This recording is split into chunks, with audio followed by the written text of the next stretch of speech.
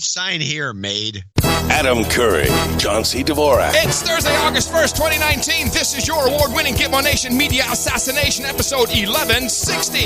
This is No Agenda. Evaluating the elites and broadcasting live on 6930 kilohertz from the frontier of Austin, Texas. Capital of the Drone Star State. In the morning, everybody. I'm Adam Curry. And from northern Silicon Valley, where my hand is stuck on some device that's got that goop on it, I'm John C. Dvorak. It's Crackpot and Buzzkill in the morning. That's right. Simulcasting on 6930 kilohertz USB today. Whatever that means. Oh, we're on shortwave. You can't do a commercial. It wasn't a commercial, I guess. No. You can't do a radio broadcast on shortwave. I'm not doing that. There's some pirates out there who have taken our stream and are putting They are? Really? Yes. Yeah. Wow. So they're on 6930 kilohertz USB. I think they try to switch to AM from time to time, but they're not getting very far with that. So I don't know what the power is. What do you mean they're not getting very far with that? Because they don't have the right gear, or is it because somebody's knocking on the door? No, you're going to get you need a lot more power with AM modulation. If you're doing USB, you can get around the world with some skip. Skip. With some skip, baby. And I got some skip. It works. I can hear you in Berlin. I got some skip. Oh, yes. Well, I know what we were doing this week. Okay. Oh, you're talking about the last couple of days. Yeah. Yeah. Well, that's this week as far as I'm concerned. We're busy. And so you watch these debates. What you're telling me is you take Monday off. Yeah. Oh, yeah. No. No. There's no real days off. People always like, well, it's so easy. Know, it's so easy. You just talk in the microphone for 3 hours twice a week. Yes. People outside the country may not realize it, but we've had Democratic debates. I think we've got 8 more to go, by the way. Oh, God. On Monday or Tuesday and Wednesday, because there's still 20 people and they all want to get in, say something. And so they have to do it over 2 days with pretty much the same questions. And this is basically the fight, the battle royale for who gets to face off against Donald Trump. Yes. And unfortunately for the Democrats, the party regulars, the people, the public, the Democrat voters, they still seem to favor, I think he'll drop a little bit and pick up again. They favor Biden, and I'm watching the debates, and you have clips probably. I have a lot of mostly short clips. I have a lot of them, though, because I thought just funny little clips was the way to go. But unfortunately, Biden is their guy, and you watch Biden perform, and he stinks. I have to assume. Yeah, go ahead. Yes? No, go ahead. I have to assume that the other candidates are so abhorrent to the Democrat voters that they keep giving Biden the top nod because these guys are just offensive. All of them. When I looked at the spectrum of these 20... Except Tulsi. Thank you. When I looked at the spectrum of these 20 candidates, I saw, well, first of all, from time to time, I heard something decent. Like, oh, that's an interesting idea. There's some novel ideas, some different ideas. It's, but no one really had the full package. But when I looked at all of them, the diversity, I was really proud of our nation of nutcases. I mean, it really was a lineup of jabronis. But I really appreciate what CNN did. It's like they were listening to our show.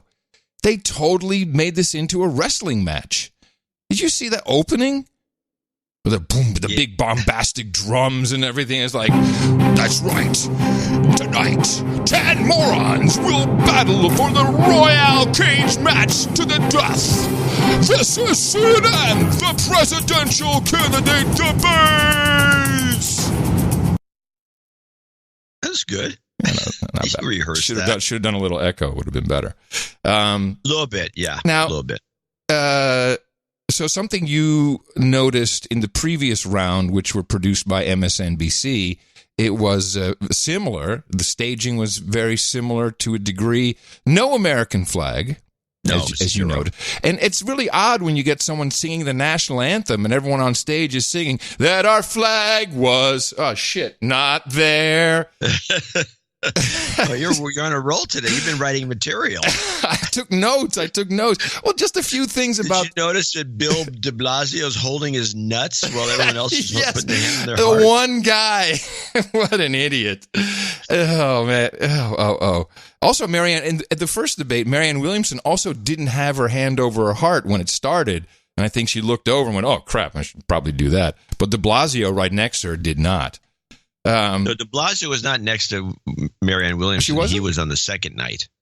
Oh, who was next to Marianne Williamson on the first night? Another drip. A lot of drips that we don't care about. Couple other observations. First night, Dana Bash. First, we learned how to pronounce her name. It's Dana Bash. Yeah. She is, 3 feet tall? With a big head. And giant eyeballs. She is an alien. But this is the best. Apparently with her, this is the best they could do in terms of shape-shifting her into something believable as a human. They're following my rules, though. Tiny people, big head, do great on television. So I was pleased to see that her head was way out of proportion with her body. That was and the red outfit. And we're in television, executive mode here. The red outfit, I thought, looked very good on her. Second night, this black outfit, what was that? It was horrible. Well, she's apparently she has a dresser because CNN has these people in the back there. You should wear this tonight, as opposed to Elizabeth Warren, who somebody pointed out, she wears the same clothes. Yes, she does. And Tulsi Gabbard, I love the white outfit. She shouldn't. My personal fashion advice is probably not the really tight pants because, it's just, she's a little heavy, but look great. And tan shoes, not white shoes, tan shoes. That was a faux pas as far as I'm concerned. Otherwise, she looked fantastic. And what else did you notice? Well, I look at these things. This is important stuff. Come on, this is a show. This is a real show. I made the point that both Klobuchar and Warren were dressed up as with the noteworthy. And I'm from the Bay Area. We know these things out here.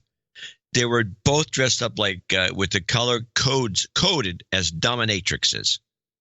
And that was to get some, I guess, attention of some people. The black and white, the black and red in that form. It's ridiculous. There was something else that bothered me, and it throughout the whole first evening. So to avoid the mistakes MSNBC made with audio, they decided, we're going to have the gooseneck microphones will be just for the theater. Which Jake Tapper at one point, I forgot to clip it, said, yes, everybody here in the Fox studio instead of Fox Theater. What? Yeah, I know I should have clipped it. I'm an idiot. You didn't get that? No, I didn't. No, I just remembered it from my notes. Well, it was the Fox Theater, so. Yeah, but he said the Fox studio. Are you shopping around, Jake? What's on your mind there? So they had the gooseneck microphones on the lecterns. Those were for the audience, and then they mic'd everybody separately with a lavalier mic, which is a good decision. However, that explains the second night. Okay, yeah. However, there were sound issues throughout this. Yeah, I saw exactly what happened. So the first thing that happens is, and particularly night 2, Joe Biden did a lot of it, but it happened on the first night. Is people would be the candidates would be leaning forward and they ruffle against the mic like that with their clothes, and you could hear in the theater. Except to me, it sounded like someone was walking upstairs. I'm like, what is going on? It's like, is the garage door open? Kept hearing this. And so, but Biden had pushed his mic to the side.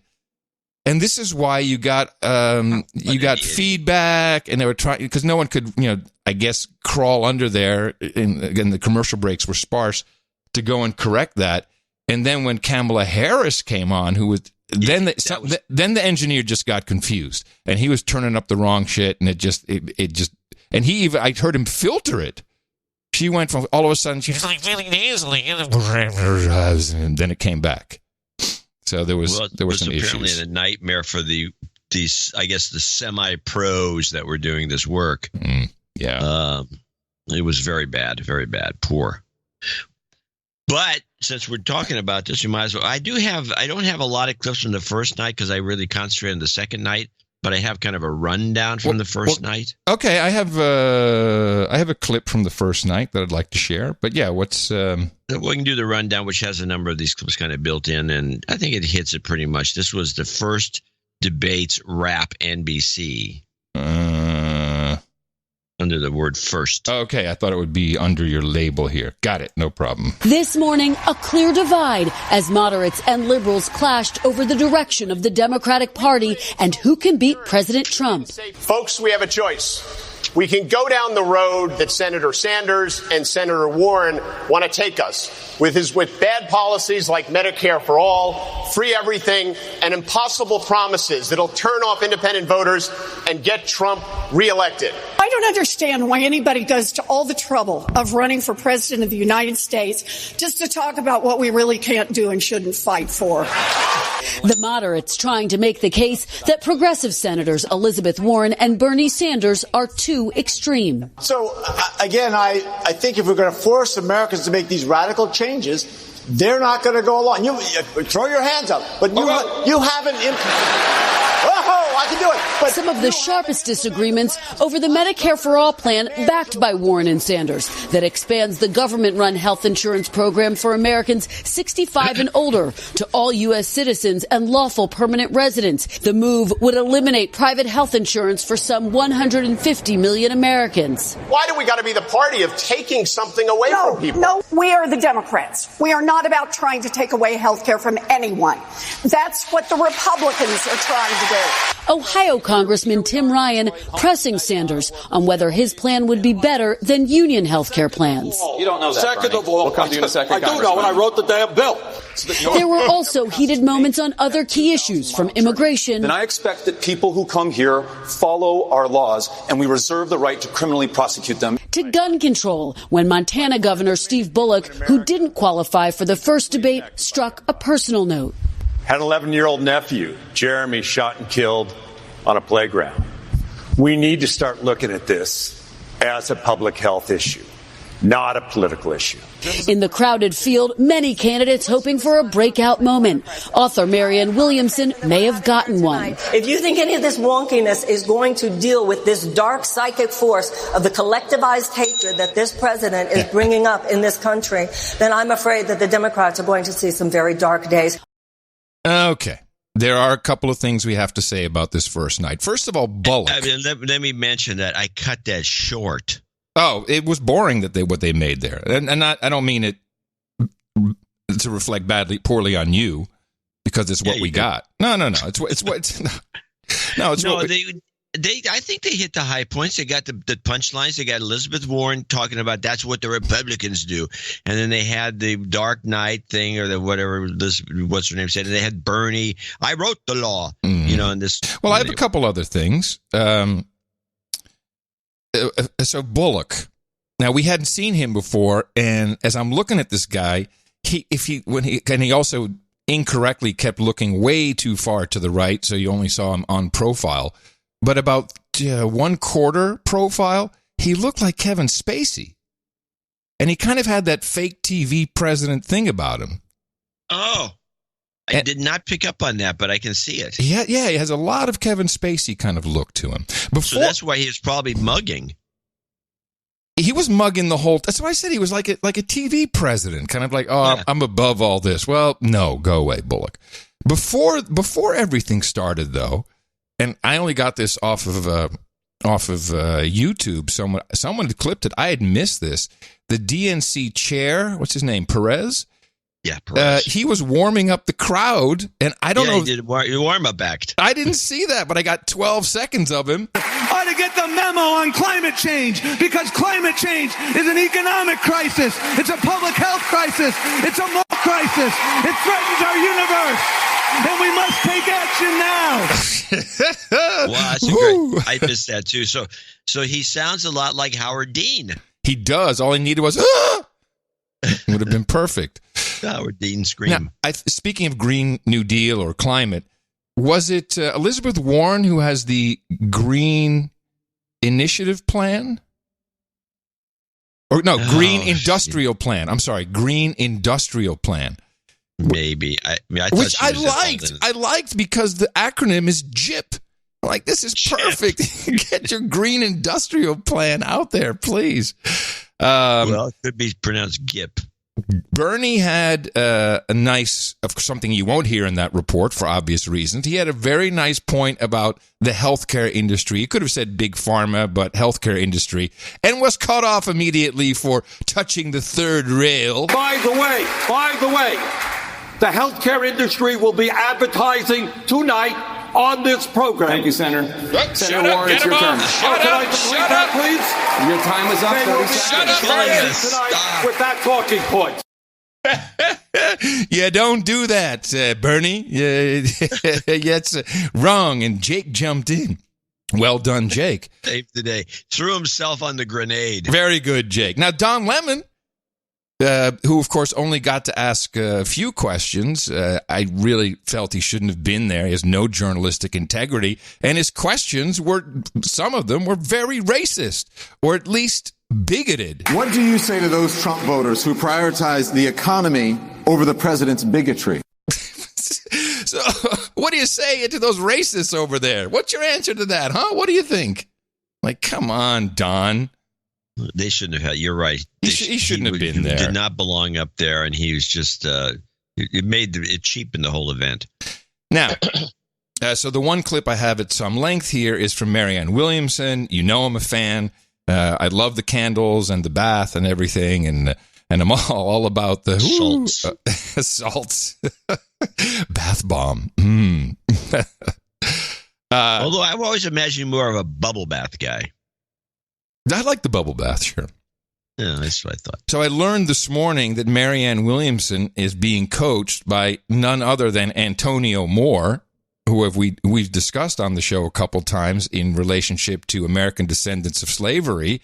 Found an article that spells that out quite clearly, that she's been calling, because when she went into this, I'm like, either she's talking to someone who knows, or she's been listening to the No Agenda show. Speaking of reparations, Miss Williamson, many of your opponents support a commission to study the issue of reparations for slavery. But you are calling for up to $500 billion in financial assistance. What makes you qualified to determine how much is owed in reparations? Well, first of all, it's not $500 billion in financial assistance. It's $500 billion, $200 to $500 billion, payment of a debt that is owed. That is what reparations is. By the way, notice how she deftly puts Don Lemon in his place and says, yeah, it's not assistance, Don. It's actual payment for debt owed. Or, as we've heard here before, services rendered. Deep truth-telling when it comes. We don't need another commission to look at evidence. I appreciate what Congressman O'Rourke has said. It is time for us to simply realize that this country will not heal. All that a country is a collection of people. People heal when there's some deep truth-telling. We need to recognize that when it comes to the economic gap between blacks and whites in America, it does come from a great injustice that has never been dealt with. That great injustice has had to do with the fact that there was 250 years of slavery followed by another 100 years of domestic terrorism. What makes me qualified to say $200 to $500 billion? I'll tell you what makes me qualified. If you did the math of the 40 acres and a mule, given that there was 4 to 5 million slaves at the end of the Civil War, there were 4 to 5, and they were all promised 40 acres and a mule for every family of 4. If you did the math today, it would be trillions of dollars, and I believe that anything less than $100 billion is an insult, and I believe that $200 to $500 billion is politically feasible today because so many Americans realize there is an injustice that continues to form a toxicity underneath the surface, an emotional turbulence that only reparations. Thank you very much. Well, she nailed all the points. I don't think it'll help her much, but she nailed it. Well, she nailed Don Lemon, too, while she was at it. Yes, well, he deserved that. She had a couple of good moments, and we looked at the Google. Do you have the dark side clip? You mean her with the That's True girls? Is that what you're talking about? No, where she goes on about, the dark forces. Yeah, she needs to shut up about that because I think she's probably evoking dark forces more than anything. I'm not so sure she's clean of dark forces. She's got all kinds of interesting spiritual stuff that she does. So I didn't like that. But she was the most searched. You think she's a Satanist? No, I don't think so. She was the most searched on Google, according to Google Trends, during and after the debate. And it's a lot of people love tweeting those maps out. And for the second evening, it was Tulsi Gabbard, who I liked the first half of the show. Let's just call it a show.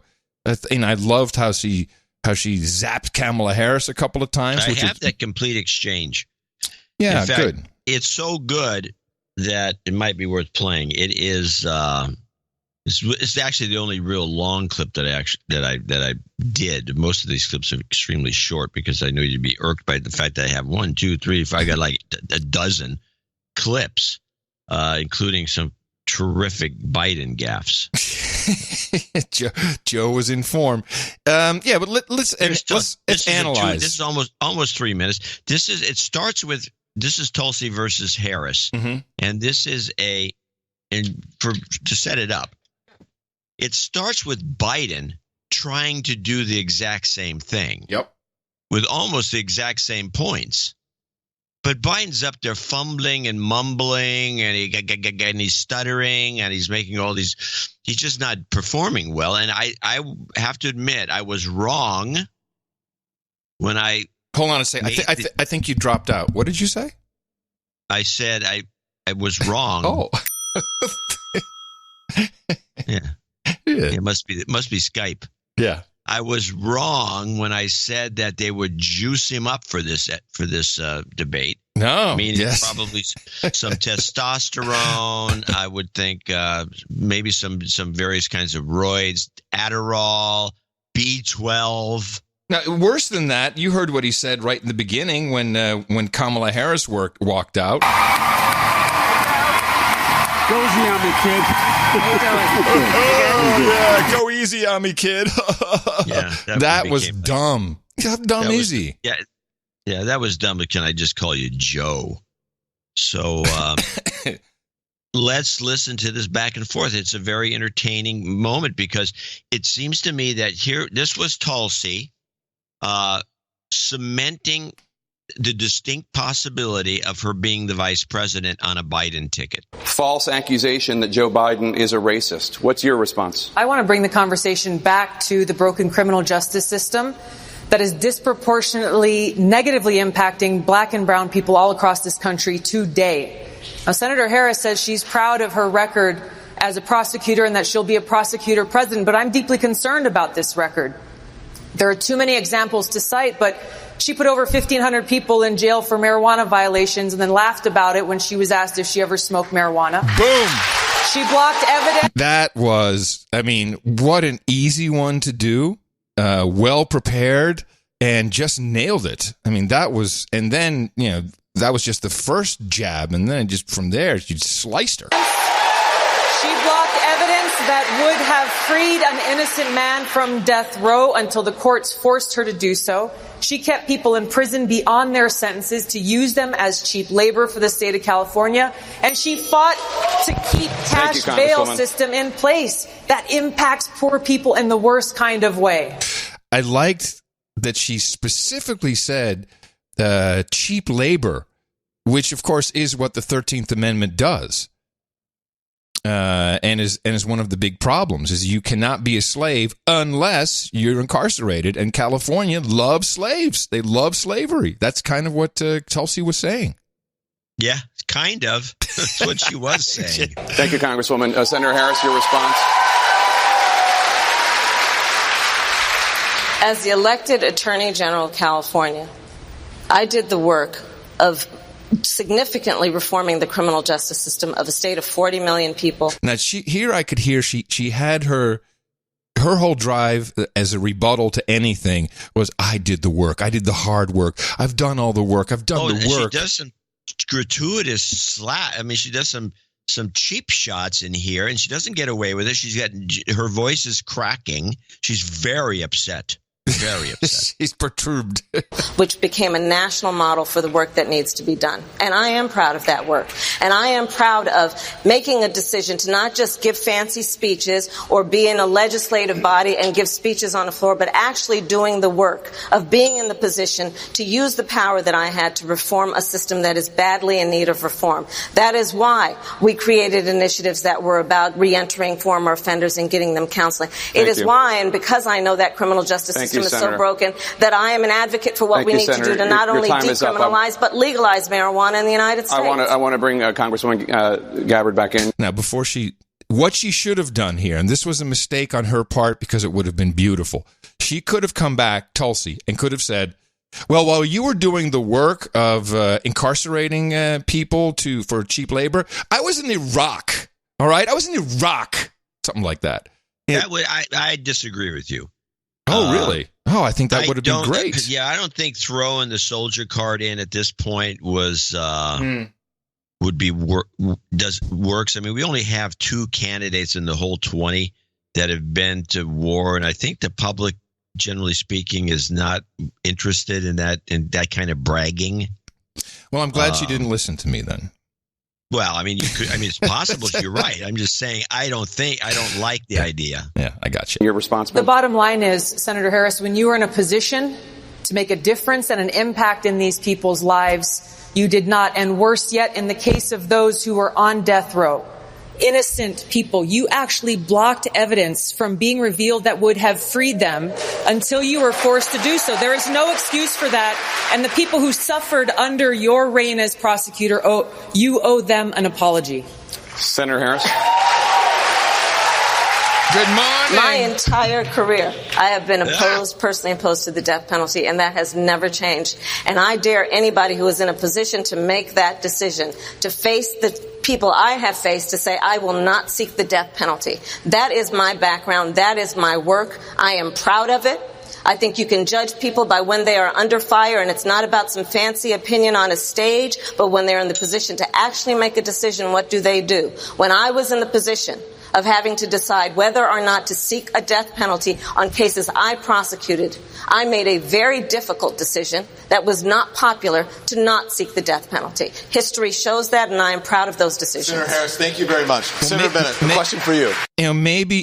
If they'd come back to Tulsi after that. Oh, that's when she could drop the Iraq bomb. That's when she should have said, fancy? It wasn't so fancy in Iraq, but thanks anyway. No. It goes like this.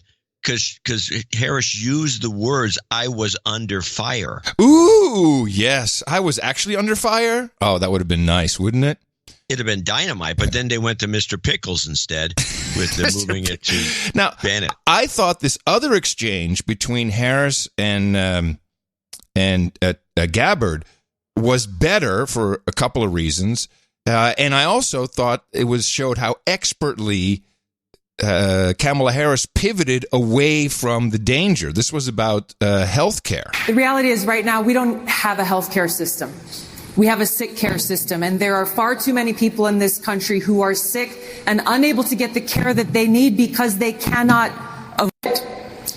So the core of this problem is the fact that big insurance companies and big pharmaceutical companies who've been profiting off the backs of sick people have had a seat at the table writing this legislation. Now, Kamala Harris just talked about Kathleen Sebelius, who helped write her bill. This just pointed to the fatal flaw in her proposal. Sebelius works for Medicare Advantage, private insurance company who will stand to profit under her plan. If we're seeking to really reform our healthcare system, we've got to shut out big insurance and big pharma out of the drafting process so they cannot continue to profit off the backs of the sick people in this country who are searching and in desperate need of care. Senator Harris, your response? Well, unfortunately, Representative Gabbard got it wrong. Kathleen Sebelius did not write my plan. She endorsed it as being one of the plans that is the best to get us to a place where everyone is going to have access to health care in America. And when we talk about this again, I'm going to go back to Vice President Biden because and this is what's wrong with the rules. What I didn't like, because they should have come back to Tulsi Gabbard after this, but she was very smart, Harris. She said, well, I'm going to pivot over here to Biden. And when you mention Biden, then he gets to respond. So and Gabbard didn't talk for another 15 minutes. This is true, but I will say this. Because they kept it on screen as a two-shot, they had Harris on the left and Gabbard or Tulsi on the right. When she says, well, she had nothing to do with it, she just endorsed it. And Tulsi just had this great look smile. Of, yeah, right. Yeah. It's a great smile. And that was enough to close the deal for me. I agree. I agree. I thought it was. CNN just got lucky. Kamala Harris did respond to these attacks after the show with Anderson Pooper. Did you expect that? What did you see this bit, or you might have? I saw it. Oh, okay. So you know what her tactic is. From Tulsi Gabbard, had you had interaction about that in the past, and how do you think it went? Well, I mean, listen, this is going to sound immodest, but I'm obviously a top-tier candidate, and so I did expect that I would be on the stage and take hits tonight because there are a lot of people that are trying to make the stage for the next debate. Yeah, for a lot of them, it's do or die. Well, yeah, and especially when people are at 0 or 1% or whatever she might be at. And so I did expect that I might take hits tonight. But, listen, I think that this coming from someone who has been an apologist for an individual, Assad, who has murdered the people of his country like cockroaches. She who has embraced him, been an apologist for him in a way that she refuses to call him a war criminal. I can only take what she says in her opinion so seriously. And so I'm prepared to move on. I'm prepared to move on. This may sound somewhat immodest. Yeah, it doesn't look good on you, Ms. Harris. She just came across as snide, snooty, bitchy, mean, angry. No, I don't think she smiled once. Well, fake smiles, like not liking. I think she's done. I think she's toast. And just to finish up my thought on Tulsi Gabbard, all of that stuff was great. And then near the end, she's wrapping up, and all I heard was progressive talking points and this and the world. It wasn't a good ending. She didn't wrap well. She didn't have a great ending, no. And she's the only one, unless you count Biden, which I have that clip. She's the only one who didn't. And this is, I think all the candidates obviously watched the first debate, because in the first debate, only one candidate or maybe two dropped their when they wrapped, they dropped their website address. Except for Joe. On the second night, no, Tulsi didn't have hers either that I recall. Yes, she did. I don't think so. Oh no, you're right. You know what? They cut her off really quickly at the end, which is also odd. I don't think they did as well with the moderation the second night as they did the first night, which was really good. Well, the first night, a couple of people did their websites, and then the second night, they all did it. Yeah. Except Joe, and Joe did the following. I have the clip, and it's gotten a lot of attention. I don't want to do my Joe Biden stuff right away, but where is it here? It's the Joe Biden 33, I think it's called. We've acted together. We have never been unable to overcome whatever the problem was. If you agree with me, go to Joe 30330 and help me in this fight. And I'm kicking myself this morning as I see that some guy, of course, registered joe30330.com and put up some Wasn't it spoof. Yang? No, I don't think so. I heard it was Yang, and he has a redirect right to his own website. No, I thought it was some guy named a fake candidate named. Let me see. It might have changed. Let me show joe30330.com. Let's see what's up there now. In there. Here, Josh for America. Oh, Josh for America. Okay. Yeah, meet Josh, the first Gen Zer to declare candidacy for this office. All right. So I was pissed. I'm like, oh, what an opportunity. Could have done it. We might have been on time if I'd thought about it. This is like being the 10th caller. I mean, everybody was hitting that thing. You weren't a lot of people got that idea. I'm sure. But what is he what is that? Well, it's a big cock up. What he was supposed to say is text Joe to 30330. But instead, because everyone was saying that's what it was. It was a text. Yeah, which is by itself is stupid. There's no call to action with text Joe to 303. That's not a call to action. Have a website. I think it's Joe2020.com. Yeah, Joe2020.com. So, yeah, it was a huge, it showed the world. Okay, general point. I'm sorry. I don't want a president this old. I don't want Bernie Sanders as president that old either. There's got to be a cutoff. I'm done with it. It's too old. I can't vote for guys like that. And Trump, same boat. Trump is crazy now. Wait until he starts losing his mind. And dementia, it can happen. It can happen at any minute. The drop of a hat. It can happen at any minute. You start losing it, and who knows what could go wrong. Well, it kind of happened with Reagan, and he was still in office in the second term. Right. Well, I'd take Melania then running the show, because isn't that what Nancy did? Wasn't she running the show for a while? No, I think you're thinking of Woodrow Wilson's wife. I thought Nancy got all her star charts and. Well, she always did that. I remember when Reagan first got elected governor of California, they had the swearing-in ceremony at like 12:15, right after midnight. Uh-huh. And they looked into it, and it was because Nancy had an astrologer who said this was the power time. Yeah, it's the right time to do it. Yeah, exactly. Yeah, so it's 12. It was midnight. They're having this swearing-in ceremony in Sacramento, and I guess Reagan was just okay, whatever, fine. Just all right, Nancy, happy. Whatever I have to do. All right, Nancy. So let's do that. Let me get the bite. Let's get some of these clips out of the way because some of them are short and funny. I have this is one that got my attention. This is Booker bringing up some stuff. I think this may have been at the end or during one of his raps, and I'm listening to this going, what? This is Booker. Debbie, play that clip. I believe that we in the United States Congress should start impeachment proceedings immediately. And I'll tell you this. Debbie Stabenow now has joined my call for starting impeachment proceedings because he is now stonewalling Congress, not allowing or subjecting themselves to the checks and balances. We swore an oath to uphold the Constitution. The politics of this be damned. Isn't Stabenow a... Who the hell is it? What has Debbie Stabenow got to do with anything that he would bring her in? She's not a candidate or an important person. It's because she's from Michigan.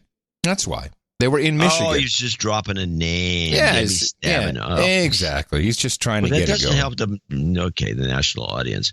Here's another one from Booker. This is him on the redacted report usage. My response is... Wait, stop. This is one of those clips where I'm going to analyze it because it's a way he does this that I thought was fascinating because it made zero sense, but play it. My response is exactly that. I've read the report. I've read the redacted versions of the report. We have something that is astonishing going on in the United States of America. We have a president that is not acting like the leader of the free world. He's acting like an authoritarian against the actual Constitution that he swore an oath to uphold. All right. This is a very interesting structure in terms of propaganda. He makes it sound as though the redacted versions are even more important than reading the report itself. Yes. Now, he goes, I've read the report. In fact, he didn't say in fact, but what he's implying. In fact, I've read the redacted report. so as though it's better. What is this? Well, so it's a mistake in his brain, and I think there's other things that go on there. None of the senators or anyone in Congress is allowed to say from the Democrats is allowed to say they've seen the unredacted Mueller report. You remember there was like, well, no, if you don't release it unredacted to the world, then we don't want to see it. Right. So he's got that in his head, and he has to say, I think he was trying to correct himself by saying, well, I've seen the redacted, but instead he made it sound like it was really super special. That's a good catch. I'd forgotten about that tool. Now we have Inslee, who is the... Wait, can I do one Booker? Oh yeah, good. Oh yeah, if you got Booker, Yeah, I don't have any more Booker. Yeah, I kind of like this because it had profanity in it. Well, a couple things. First of all, Mr. Vice President, you can't have it both ways. You invoke President. This was a good zinger. So it was about climate. I think was it criminal justice or climate change? It was Biden was being really evasive because he didn't want to fall into the trap that whatever Obama had. Well, it'll become apparent when we play the clip. So he was waffling around, basically saying, he couldn't say I didn't agree with what we did, then didn't agree at the time, and then Booker nails him with this. Well, a couple things. First of all, Mr. Vice President, you can't have it both ways. You invoke President Obama more than anybody in this campaign. You can't do it when it's convenient and then dodge it when it's not. And the second thing, and this really irks me because I heard the Vice President say that if you got a PhD, you can come right into this country. Well, that's playing into what the Republicans want, to pit some immigrants against other immigrants. Some are from shithole countries, and some are from worthy countries. We need to reform this whole immigration system and begin to be the country that says everyone has worth and dignity, and this should be a country that honors for everyone. Don't let the Republicans divide this party against itself. And he was right about that. I thought that was a gaffe that Biden made. Hey, if he's got a PhD, bring him in. He said if they could walk across the stage, he'd bring him in. He had some crazy gaffe there, too, which I didn't catch. I didn't get a clip of. Yeah, there's that and all that. But when Booker goes on in that direction about just let everyone flow in, he should have added, because who's going to clean our toilets? Which was that comment on The View that was so funny. Yes. Because that's what he's implying. Yeah. That was good. Now let's go to this is Inslee, who is just horrible. There's the two guys that were the worst, Inslee and Bennett, who I call Mr. Pickles, because Bennett's got this little bitty mouth that looks like he does nothing all day but eat pickles, or do whatever else he would do with a really small mouth like that. And but Inslee's the nutcase with the climate change, takes credit for everything. Now he's from Washington State. He's correct? the Washington State now, does bonehead. Now he has it may be a tick, or it's the way his something about his muscles, because the right side of his mouth kept going down. Did you notice that? I'm really sensitive. I did not notice that, but it sounds like Bell's palsy. Nah, I think it's a tick. Yeah, and I'm always looking at this stuff. Yeah, you're more aware of him. I'm pretty aware of him for a normal person. Yeah, no, but he was lucky because he could turn his head to the right all the time, and he didn't really see it. But it's kind of odd, and he has a school headmaster kind of vibe about him. He's annoying. Yeah, right. But there was a good one, and then you had to follow by a Biden gaffe, which I'm going to like to get into a couple of those. But let's play. This is Inslee followed by Biden gaffe. Well, I know the first-hand horrific impact of climate change on Americans across the country already. Just look at my face. The family who I saw with their aluminum home, now just a pile of molten aluminum. They lost everything in the Paradise of Fires. The nonprofit in Davenport, Iowa, that was washed away in the floods. We have to act now. Look, climate change is not a singular issue. It is all the issues that we Democrats care about. It is health. It is national security. It is our economy. And we know this. Middle ground solutions, like the Vice President has proposed, or sort of middling, average-sized things are not going to save us. Too little, too late is too dangerous. And we have to have a bold plan, and mine has been called the gold standard. Now, we also need to embed environmental justice. I was in zip code 48217 in the Detroit neighborhood the other day, right next to an oil refinery where the kids have asthma and they have cancer clusters. And after talking to these folks, I believe this. It doesn't matter what your zip code is. It doesn't matter what your color is. You ought to have clean air and clean water in America. That's Vice what I believe. Vice President Biden, I'd like to get you to respond. Governor Inslee just said that your plan is middling. There's no middle ground about my plan. The fact of the matter is I call for the immediate action to be taken. First of all, one of the things that we're responsible for 15% of all the pollution in the country. In the country. What? Instead of in the world, he said 15% 15% in the country. He had a lot. This is why he cannot be president. He has too much of this. He's a gaffmeister. I have a collection of gaffes, if you're interested. Well, let's play this part 2 of the Inslee clip. I put it there for some reason. There's probably something he said funny. Look, we have... right there. Look.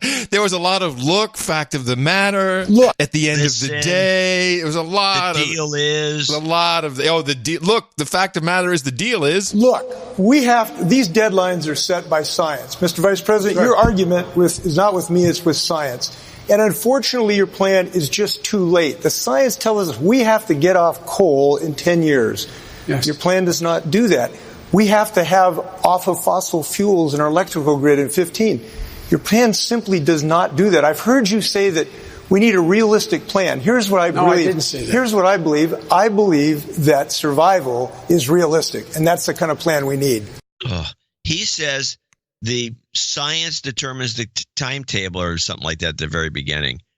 It's computer models, not science. Do these guys even know that computer models are behind all this crap? No, of course they don't. And it just dawned on me about Joe. Joe is really in a fight for the first time. He's always been set up. He's always been the shoo-in. He's always been, I mean, he's run for things he's lost before, of course, but look at him with Obama. You know, it's like, I'm going to win. It's everything. I think he expected it to be just as rigged as ever in his favor or something.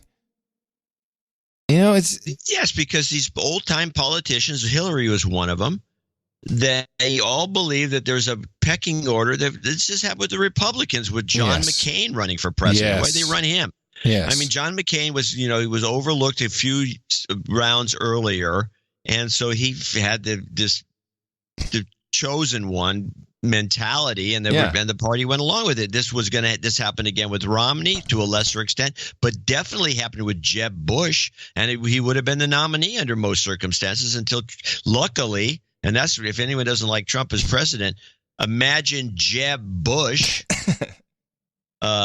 Luckily, Trump came along and knocked him out rather quickly, and that's what's happening to Biden, except for the fact that these other candidates have no appeal, and none of them have a Trump kind of karma or charisma. None of them. Not a single one. They're all playing the old game. Well, I do have... If we want to just start doing some Biden ones, I do have a couple of Yang clips that are funny. Yeah, they're short. Okay, a couple things about Yang. One, socks. Stop it. Just wear some normal socks. He walked on stage with he has black pants, black shoes, white socks with blue stripes. Stop. It's, you're hip. We get it. His slogan is, "I'm an Asian who loves math." Yeah, I double checked again. That's a ridiculous stereotype. It's racist, but he can say it. But he can say it because he's an Asian who loves math. So it's funny. I think it's okay. But I go look at his math, because the idea is, and that's really the only thing. Every answer is, well, I'm going to give everybody $1,000 a month. That's 18 or older. Every man, woman thing. 18 years or older in the United States will get $1,000 a month. And he said, do the math. I've done the math. So I go to his website. Have we discussed this, how he's going to pay for this? Because I'm doing the math. I'm thinking, well, how many people is that? 150 million that are over 18? I'm just making a guess here. $1,000 a month. I count $150 billion. That's quite a lot of money for your little universal basic income. It's like, well, is that how he's going to pay for it? We're just going to, no. 10% value added tax. Oh, that's right. He's the VAT That's his plan. It's like, oh, yeah, now I remember. Yeah. No, it's 10% today, 15 tomorrow, 21 next year. That's the way it works. Never going to go for the value-added tax. Never let the camel in the tent. It's not, especially not the VAT camel. And he's got some crazy stuff. Listen to this one. This is debates young moving people to higher ground. 8 seconds. Yes. Oh, oops, sorry. Pooped out. There we go. We are 10 years too late. We need to do everything we can to start moving the climate in the right direction, but we also need to start moving our people to higher ground. And I'm giving you $1,000 for the trip. Because we're all going to die in the floods. That's his point. Move her to higher. Okay. And here's his other short one. This is Yang on the AMA.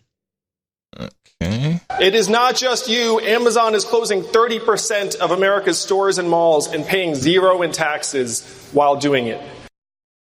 How is Amazon closing 30? What is he talking about? Well, you know what he's saying. He's saying that Amazon's success is drowning out small mom and pop shops, true, and that they pay zero tax while they're doing it. That's what he's saying. I mean, you understand that, right? And yeah, it's what he thinks. Now, here's the other one that this is not him or anybody else that's on the debate stage, but this is the clip that's been floating around. This is the traumatized girl clip. And when I hear somebody talking about moving to higher ground, as if something, I'm looking at.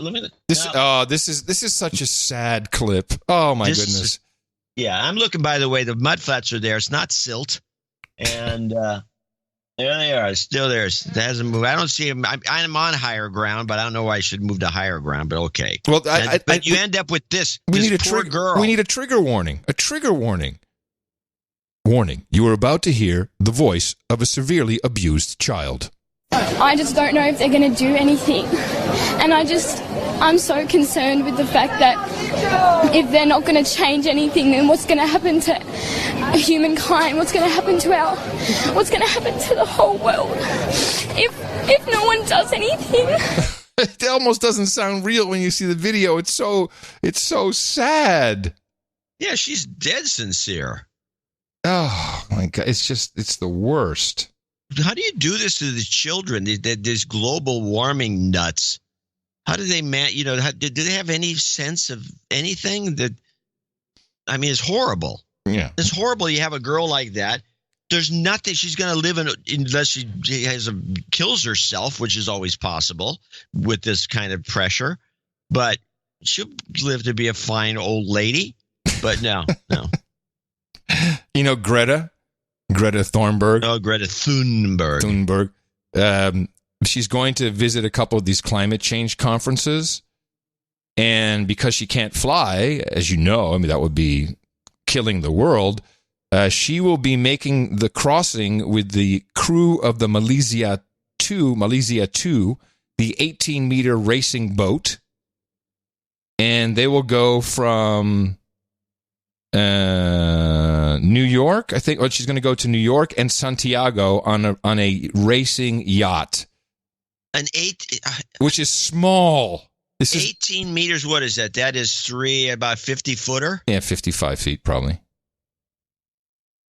That is the world's worst ride. Oh, yeah. No, you see the picture. She's going to be puking the whole way. She will not arrive well. You're going to have to fly her off with the chopper. That's something for the book. Red book right there. They're going to have to evacuate her from the ship. There's no... I mean, I'm a pilot. You have to be a professional to be on one of those things for an ocean crossing. Yeah, I think I would turn that down. I've flown a lot of crazy aircraft, but I don't think I'd want to do that one. Especially if you're down below. Oh, you're going to be so sick. But saving the world. Thank you, Greta. Yeah, she's okay, so I have my 2 Biden clips. If you want to hear them, you can play yours. Sorry. I have his end comment, which is idiotic. We can play that right now. Yep. Debate's 4 more years of Donald Trump will go down as an aberration. Hard to overcome the damage he's done, but we can overcome it. 8 more years of Donald Trump will change America in a fundamental way. The America we know will no longer exist. Now, when I heard that the first time, I'm like, is he one of these conspiracy guys that thinks it's going to be martial law and Trump will have a 3rd term? Is that what he's thinking? Did he write? No. What is wrong with him? There's just for people who don't know, you get 2 terms in America. So a total of 8 years. Yeah. Now maybe because you can get 2 extra 2-year periods in government. I don't know if you can be president. No. But it doesn't happen. I mean, but 8 more years of Trump. I mean, it's for, he's just confused. This is your point earlier. Yep. But this is also my mea culpa for thinking that there's somebody in his camp is smart enough to juice him up. Well, you know who he has now? He's got the Sanders woman who ran Bernie's campaign last time in 2016. Yeah, and he could, they could shoot him up with some vitamin B12. No, it didn't happen. And then there's all these other little crazy, who knows what the military has. You can get something from the Pentagon. But so this is the other one that I could capture, which I thought was interesting. This is the Biden charging station comment. Oh, yes. My plan calls for 500,000 charging stations around the country. So by 2030, we're all electric vehicles. Yeah, we'll all be electric vehicles. And Detroit was like, what? Yeah. What are we going to do? First of all, let's just do the math on this. 500,000 charging. What do we need 500,000? How many gas stations? You don't know on the top of your head. Nobody does, but I'm going to tell you. I'll ask you, though. Just take a guess. How many gas stations are there in this country? I'm just going to guess 50,000. The estimate is between 112 and 150. They don't know for sure. I guess because of the quickie marts. Right. But so there's 150,000 max gas stations. Why do you need 500,000 charging stations if that's the case? Well, maybe he meant to say 50,000. At this point, we don't know what he was thinking because he said everything else wrong, especially when it comes to numbers. That's a point well taken. Especially when it comes to numbers. I feel bad for him because he got pushed into this. He got coerced in. They dragged him in. Don't worry, Joe, we got your back. And they, the way it went down last night, I'm thinking they screwed him on purpose. The problem is no one really popped up to take that space.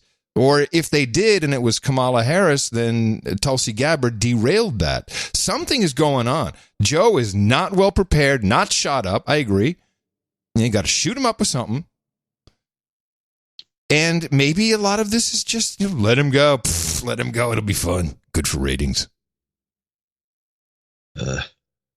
Well, yes. Well, let me do the. I think you're right. I think that they put him in that spot to I don't know. Maybe they figured, well, let him take a beating here, so because he's going to have to deal with Trump, who's a real prick when it comes to doing this sort of stuff on stage. And they said, well, Trump will kill him. And I have to remember. I remember back when Trump did his debates with Hillary. He didn't win those debates. No. Everyone said, Trump, no, he didn't. He was intimidating, and I don't think he was that good of he was great with the Republicans because they were a bunch of weenies, but Hillary held her own, and I think a lot of people thought she won the debates. Didn't help. It's interesting you bring that up. I did a pilot show yesterday with Mo. Think about doing the podcast, so we did one episode, and just it's stuff that'll flow into No Agenda. It's kind of Aerosmith, Run DMC, Black Meets White, something like that. We're still working on it. And he brought a clip which I didn't realize may have been very instrumental in getting Trump elected by turning at least a percentage of the black vote away from Hillary, but perhaps with this ad, and I didn't remember this ad. When you listen to this, what was the one line that Trump used that made Black America go, oh, hold on a second? What? Why take a chance, or was what have you got to lose? Yeah, what do you got to lose? I remember that. So here was Hillary's ad. This is the newspaper of the Ku Klux Klan today. The front page story is Make America Great Again, with a big photo of Donald Trump. This little light of mine. Will you unequivocally condemn David Duke and say that you don't want his vote or that of other white supremacists in this election? I don't know anything about white supremacy or white supremacists, so I don't know. Trump management was charged with discriminating against African Americans and breaking federal law. If I were starting off today, I would love to be a well-educated black because I really believe they do have an actual advantage. I have a great relationship with the blacks. Oh, look at my African American over here. Look at him. The man that was, I don't know, you say roughed up, he was so obnoxious. Maybe he should have been roughed up. Why doesn't he show his birth certificate? What do you have to lose? You're living in poverty. Your schools are no good. You have no job. 58% of your youth is unemployed. The violence, the death, the lack of education in these inner cities. It's unsafe. You can't walk to the store and get a loaf of bread. You get shot. Total poverty, drugs, and horrible, horrible violence. What do you have to lose? And according to Mo, he says, that really did it. Especially the end. What have you got to lose? Big echo effect. This is how stupid people can be and out of touch. So the theory is that Hillary, with that stupid ad, got him elected. Yes. Because all you needed was to pull a theory as any. You only need to pull a couple percent of the black vote. I do remember it vaguely. Anyway, I've got 30 seconds of Joe bumbling around. Because we further support the ability to dealing with the whole. Excuse me. And so I looked at it anyway. That's what I think. My fact is that the bills that the future president here, that the Senate say that we need a realistic plan. Here's what I believe. No, I didn't say that. Here's what I believe. Go to Joe 30330. Because when he was saying something, it didn't come out right either. So I'm sorry, America. If you thought Joe was your guy, no. He's just not. Now, how are the polls? Did you see the polls at all? I don't think the big polls will be out until the end of this show. I just want to know what the spin is. I mean, is mainstream still saying, "Oh, Joe's still the front runner"? Yeah, they're going to have to do that because who else they got amongst these 20 people? Well, he's got bump him off. Well, sorry. I was going to say, who's got the money? It's what it's always about. The media. These shows are really the media evaluating the candidates and who can make the most money and give it to us for advertising. So that they have to go with Joe. I don't think that's going to change. I mean, there's 8 more debates or 6 more debates. There's a lot more debates. So they're going to definitely have Joe's going to have his day because there's no way that at one of these debates they don't pump him up with roids. Speedballs, anything. And I sound cynical, but I'm serious. Well, then let's be serious and let's not talk about speedballs. What should we actually administer to him? I'm interested in what really is the solution. What does he need? In terms of what to drugs, shoot him up with? Yes. What kind of pharmaceuticals? A start. I think a lot of B12 from now till then. Butt shots of B12 just to get his levels way up, sharpen him up a little bit. I think there's a number of other brain helpers that you could probably use that would work. Yeah. Testosterone for sure. And give him a little more.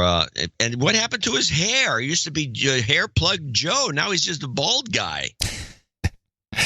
Dude, the top of his head's been off, 3 times now? Is it 2 times or 3 times? Yes, we forget about that. No one brings it That's up. That's all you... Well, do we still have that clip? Let me see. Biden head. I thought we had that somewhere. Maybe they should take it off for a 3rd time and just pour some stuff in there. Just... no. Dump it in. Why can't I find that? That's too bad. Head, top of my head. Well, I can't find it. But yeah, is it 2 brain operations? Does he have 1 aneurysm? So it was an emergency operation. I mean, it's not so great. Not so great for Joe there. I feel bad.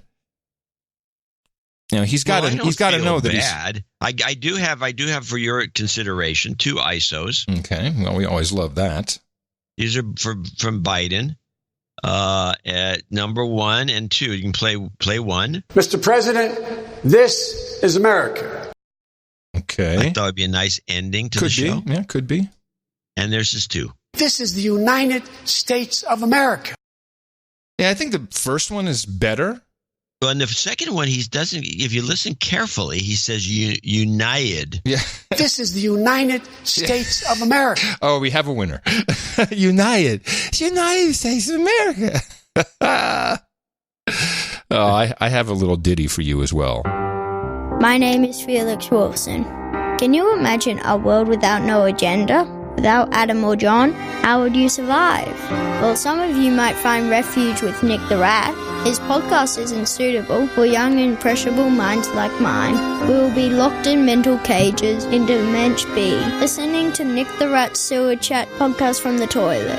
Please go to Dvorak.org/donate and donate now. Children shouldn't have to listen to podcasts out of toilet bowls. I'm Nick the Rat, and I approve this message. And with that, I'd like to thank you for your courage and say in the morning to you, the man who put the C in the VAT Camel, John C. Dvorak. In the morning to you, Mr. Adam Curry. In the morning, our ships at sea, boots on the ground, feet in the air, subs in the water, and all the dames and knights out there. In the morning to the trolls. Hello, trolls. Let's see how many trolls do we have today. We've got, well, I can't find out how many trolls we have for some reason.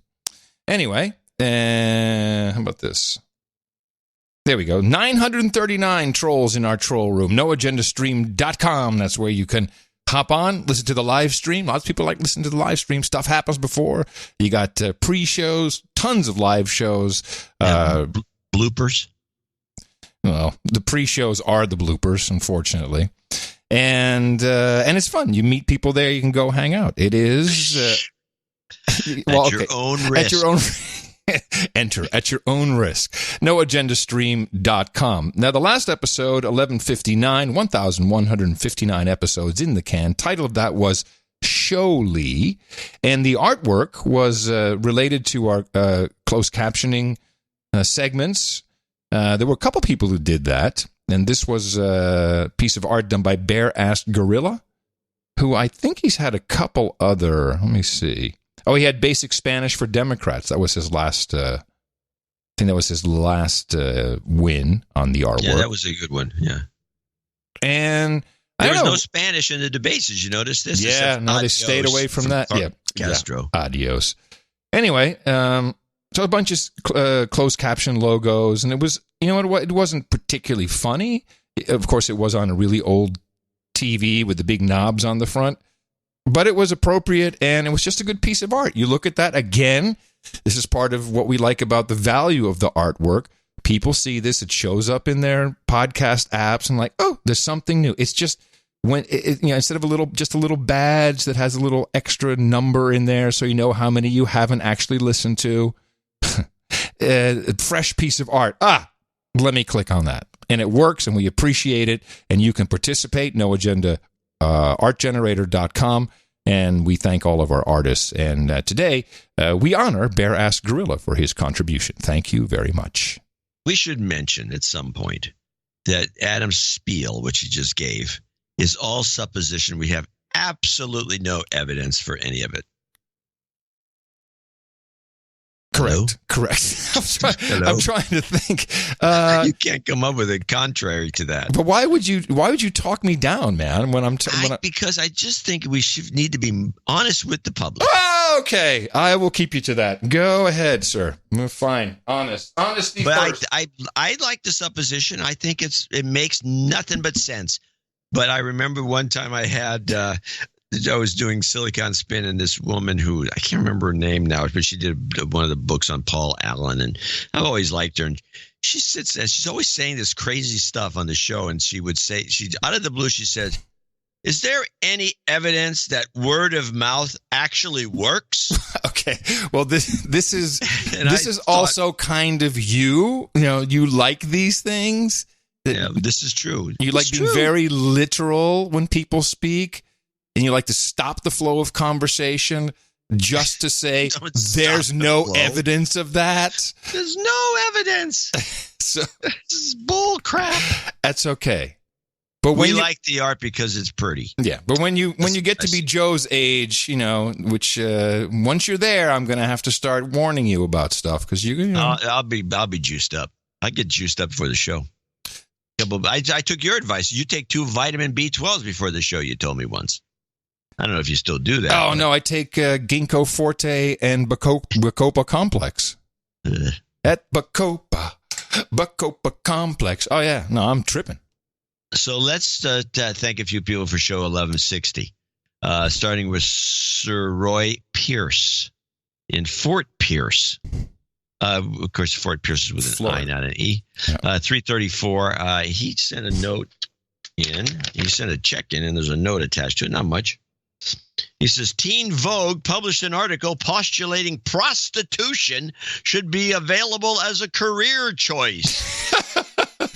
I think I read a story about this. I forgot to bring it up.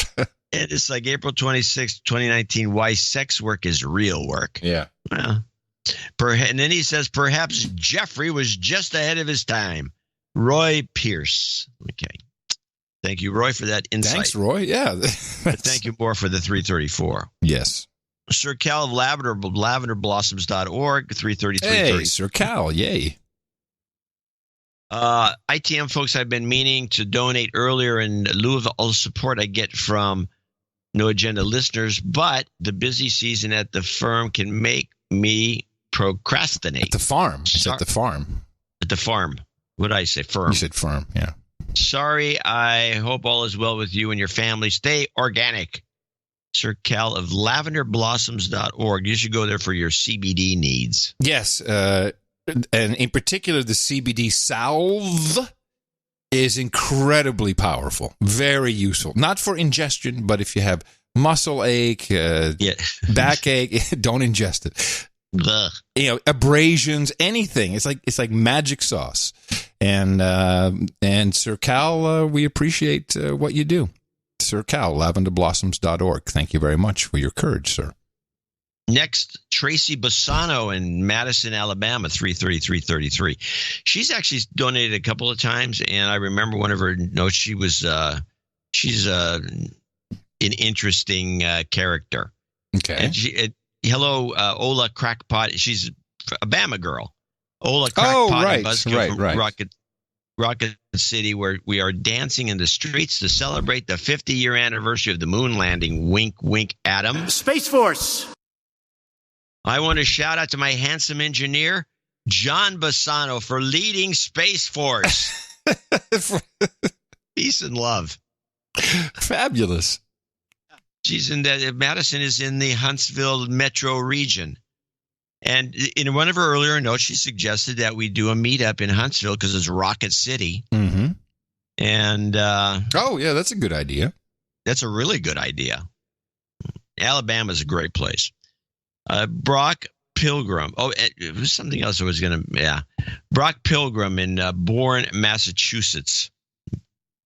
333. And I see there's a blank here. So I will go Pilgrim, P-L-I-G-R-I-M. I'll look him up on the Squirrel Mail, which is a Q. No, is it going to take that long? Well, if I'm clicking on search and it takes forever, you can just open the box. Yeah, it's all right, baby. Don't worry, we're going to get your notes. John's clicking through it right now with Internet Explorer 3.0. That's right, everybody. When you look for your donation note, there's only one way to find it. And John C. Dvorak has the solution. It's the one and only.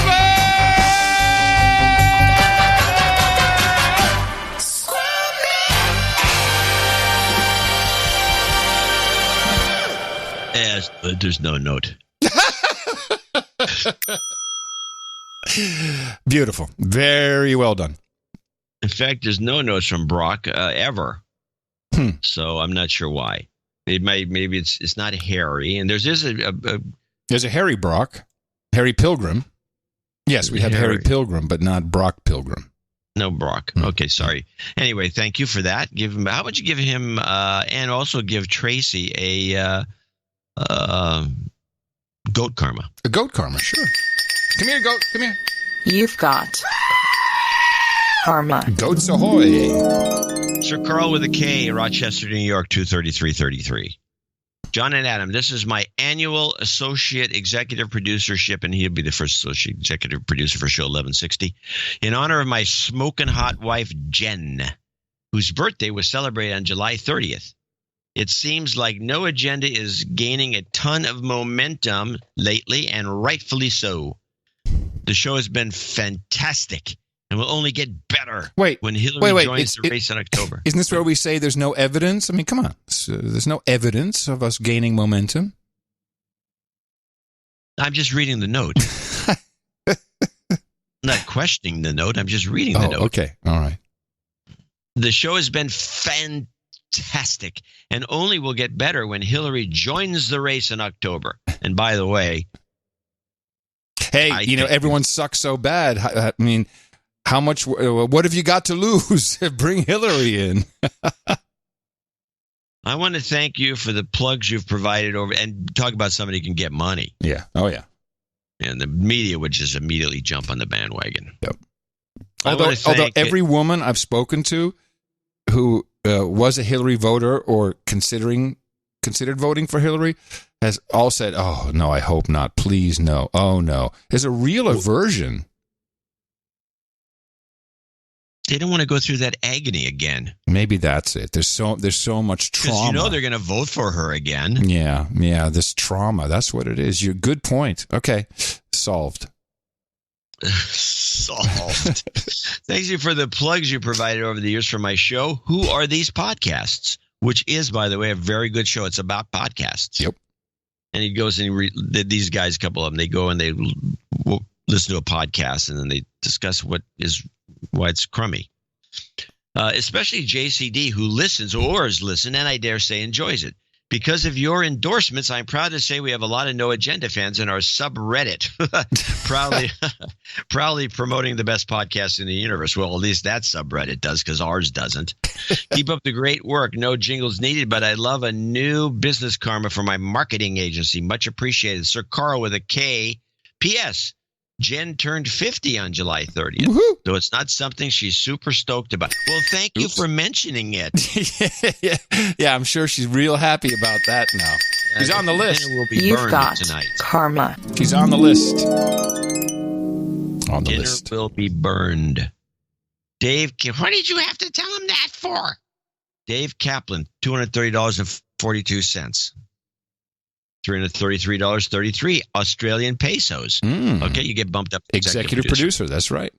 Donation for my birthday on 29, which is what is that then? What July is the 29th. All Australians should know. $230.42 is $333, and that's all you have to donate to get an executive producer if you happen to be an Aussie. If I was a younger man, I'd be saying to the keeper, "Let's go live like kings in Australia." Did you see the picture of that spider? No. There was a spider. It was Fletcher or one of these guys. No, it's Chris. Chris Wilson. Mm-hmm. He took a picture of a spider, and this spider is on top of a toilet, straddling the toilet bowl with legs on both sides of the thing. Is he using it, or is he just straddling it? I don't know. He might be using it, or maybe putting a web up so the turds get caught. I don't know. But it was gross. Anyway, 29.7 in Sydney, which is the same as 28.7 in Gitmo. This brings me to $666.66 toward being Sir Capo of Gunya Beach, I guess. Jingles, Reverend Al, money shot, and it's true to the head. Love yas for all you do. Now that's interesting because that's Manning. That's not Reverend Al. People do this a lot. They confuse the two. So what does he want here? Money shot is true and two to the head. True. Yes. Okay, I got it. That's a sure enough money shot. Woo, Jesus. Woo, Lord. Look at that. That's a money shot. Kellyanne Conway is a money shot. That's true. All right. You've got karma. Sir Void in Tempe, Arizona, $200. ITM gents, please de-douche me because I have not donated since my knighthood. You've been de-douched. Think you're immune to needing a de-douching after you become a knight? No, well, some people feel they need a good de-douching. Yeah, probably a cleanse. It's like a cleanse. Great shows recently. Sir Voy, and that'd be that. No jingles, no karma, except for that. So I want to thank these folks for being executive producers and associate executive producers for show 1160. Yes, and a little bit of feedback on our karma. There's some follow-ups on karma, which is always fun to do. Sir Chris, we've spoken about him often. You heard son Felix earlier. He says, ITM, Adam and John, karma works. You'll remember, against all odds, Mom came home from hospital Friday afternoon. Not the hospital, but from hospital. She's up and about and taking care of herself again. Thanks, everyone, for all their prayers, karma, good vibes, and well wishes. And thank you all for your courage, Sir Chris the Drunken Minstrel. And another karma follow-up. Adam and John, my wife, Ashley Eisner-Beyer, was an associate executive producer on show 1155. She wrote in asking for some karma for her upcoming surgery for her moya disease. What is that? I don't know. Moya. Look it up. I don't want it. Moya. Look that up. She wanted me to write you guys and let you know the surgery karma worked. Her neurosurgeon told us her procedure went perfectly, exactly as she planned. She's home from the hospital, and recovering with me at home, getting better and back to normal every day. We both love all the hard work you put in for the show. And again, the karma work. Thank you for your courage, William Beyer. Happy to hear that. Did you look it up? It's terrible. You didn't look it up, did you? Yeah, I did. What is it? Moya disease, a rare progressive cerebral vascular disorder caused by blocked arteries at the base of the brain in an area called the basal ganglia. The name Moya means puff of smoke in Japanese and describes the look of the tangle of tiny vessels formed to compensate for the blockage. Ugh. Wow. I learn something every day here on the No Agenda Show. Stuff you don't want. That and whatever Joe Biden has. We don't want any of that. Well, indeed, thank you. And we have a number of executive producers. I'll read this. Wait, you might as well learn a little more. Okay. Under, is Moya disease curable? Moya does not improve without treatment. While Moya itself is not curable, surgery to provide alternative blood flow to the brain prevents the symptoms related to Moya and can provide an excellent long-term outcome with significant stroke risk reduction. The more you know in the morning.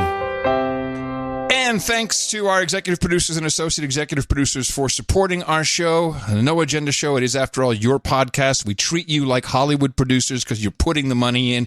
You're keeping it going. That's exactly what you do. We don't really have the actors and actresses for you to hang out with and go whoring around with. We're working on it. 11 years and we're working on it.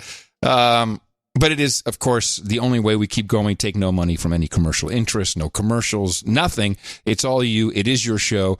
And that's why you can take these valuable credits, put them anywhere where they will be recognized. If anyone has a problem with it, we'll be very happy to vouch for you. And everyone else, we'll be thanking people $50 and above in our second segment. And please remember, we have another show coming up on Sunday. To contribute and to support the show, go to Dvorak.org/NA. Well, now you know exactly what was wrong with Joe Biden. You can go out there, tell him that, and propagate. Our formula is this. We go out, we hit people in the mouth.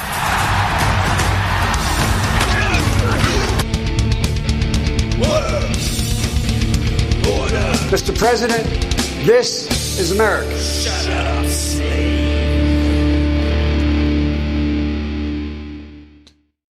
Well, what's the date? Today is August 1st, 2019. No, what day of the week? It is a Thursday. Oh, huh. Well, I've got this clip here from Bill Sill. He's an old radio. It looks like a radio guy. Does a podcast. I did not clip this because I'm like, it's dumb. Nothing happened. But no, you have to. Don't give it away. You have to get this to rub it in my face. Thank you. All right, go for this it. To me. Now, Bill Sill is a guy who plays a lot of DeGenova clips like you do. Gee, thanks, John. My favorite guy, Joe DeGenova. Yes, the U.S. attorney. So here's the thing that he ran this is on his podcast on Tuesday. I don't have the whole thing. I got a minute of it. But why don't you play this and then we can talk. You're such a dick. Good afternoon. Reporting on the coup. Remember back to the dim recesses of time when President Trump ordered new Attorney General Bill Barr to declassify information regarding how spying on the Trump campaign started in 2016? Oh, that was May 23rd of this year. I know it seems like ages ago, but it was only 9+ weeks ago. A month before that, Joe DeGenova, the former U.S. Attorney for the District of Columbia, previewed what was coming down the pike with this revelation, which we discussed on April 25th, 2019, in Still Report 2648. Well, the wheels of a righteous Justice Department do grind slowly, but very, very surely, and the first visible fruits of that are about to appear. According to DeGenova, the first load of declassified documents ordered released by President Trump will start to come out tomorrow, Wednesday, revealing who was behind it. And yes, this news will cover up, to a certain extent, the next televised debate among the Marxist socialists, sometimes known as the current Democrat Party. Yeah. There's an interview where he said that. I thought you were going to play that because I have the interview where DeGenova says it's coming out on Wednesday. I took the summary course. I've left the DeGenova stuff to you. If you want to play a DeGenova clip, but no. So what is he talking about? This guy DeGenova? No, DeGenova says that investigate the investigators is starting up, and these what is the guy's name? There's two prosecutors, two special prosecutors who are going after the deep state, drain the swamp. And it's all happening, and he gets everybody all jacked up, and then it doesn't happen. So, I don't know. Nothing came out. So, I don't know. DeGenova is slacking. Well, or somebody should call him out on this. Now, I'm reminded, DeGenova is reminding me of this guy who's now on CNN, used to be on Fox all the time. And you remember him. If you saw him, you go, oh, yeah, that guy. And if you look him up on the Wikipedia or you look at his background, he was suspended numerous times. He used to be on Fox, and he's this guy, Ralph Peters. Mm-hmm. And Ralph Peters is one of these hitman. He's like a guy, he's he's ex-intelligence, and he's ex-military lieutenant colonel, I think. And he comes on, and he's a bulldog. He said, like, Obama's a pussy, and he'd go on and he'd just slam the Democrats and Obama and the Obama administration. He was and he was always grouchy, and he was just like, horrible guy. And I mean, even if you like that sort of thing on the right, this was your guy for a while, but he got tiresome, and they finally fired him from Fox. He says he quit. Okay, quit. Because now, why did he quit? Oh, because now he doesn't like Trump, even though he was a attack dog for a while. So now he's on CNN. And now, because he's a hired gun, this reminds me of, remember Ed Schultz? Yeah, unfortunately, he died. Ed Schultz used to be a attack dog on MSNBC. And then they sent him to RT. He went to RT, and then he became just the opposite. And then he died. And then he died. Like within a year. It was really sad. Poor Ed. But he was an attack dog by profession, so he could take either side. So here he is. Ralph Peters on CNN. Now he's on the other side, and he's attacking Trump. Well, the fundamental problem seems to be that we have a president who refuses to accept empirical reality, whether it's presented to him before his eyes or through an intelligence briefing. We have a president who, in the intelligence briefings he does get, I can tell you that our intelligence personnel have had to reduce extremely complex issues to one page of bullet points, and the president's mind still wanders off that one page. So you've got a guy who's not interested in intelligence. He really just somehow believes that he can make it up as he goes. And yes, he wants sycophants. He wants yes men. He doesn't want to be challenged. And he has found, it appears to me, the perfect sycophant, someone who is utterly unqualified, utterly, profoundly unqualified to be the director of national intelligence. And Anderson, I heard somebody on CNN earlier actually saying, well, you can learn on the job. No, you can't. It's like learning to be a brain surgeon on the job, except that intelligence work is much, much tougher. It takes, you can learn on the job if you've got 20 years or 30 years, but you've got to understand everything from the agents who are out there risking their lives up to the satellites, the technology, the analysis. You have to have a deep background in world affairs. Profound. You can't just Wikipedia, go to Wikipedia for the problems. And so again, this candidate, the wonderfully named Congressman Ratcliffe, that's a screenwriter's dream. He shouldn't be anywhere near the Office of the Director of National Intelligence. Think of the people we've had in those chairs. Jim Clapper, people like that, who know what they're doing and gave their lives to intelligence. And you're going to put a monkey in there? Okay. I was about to call you out for 2 back-to-back boring clips, but the end got kind of funny there. Well, the punchline at the end was the funniest. Yeah, I heard it. He's a monkey. Yeah. Well, I thought that was good. But anyway. I waited so long for it. So, well, this guy, but the guy goes, but he was always long-winded. He goes on and on and on. And this guy, Ratcliffe, if you look him up, he's a lawyer and he's on Congress. Now, hold on. You got to back up. You got to tell people what's going on because it's not just American AM radio listeners. You're going to lecture here. Yeah, I am lecturing you. Hell yeah. And now, the director of this is a bogus position. This is called Director of National Intelligence. It's been peopled by people that there's like a retiree gets in there, like Clapper. I'm going to disagree with you, but I'll come back to you in a second. And the reason I say that is just it's a figurehead job because these agencies don't cooperate with each other. And this guy's supposed to make it all come together with one big boss at the top. Who was the Director of Intelligence for Bush? The Director of National Intelligence. Yes.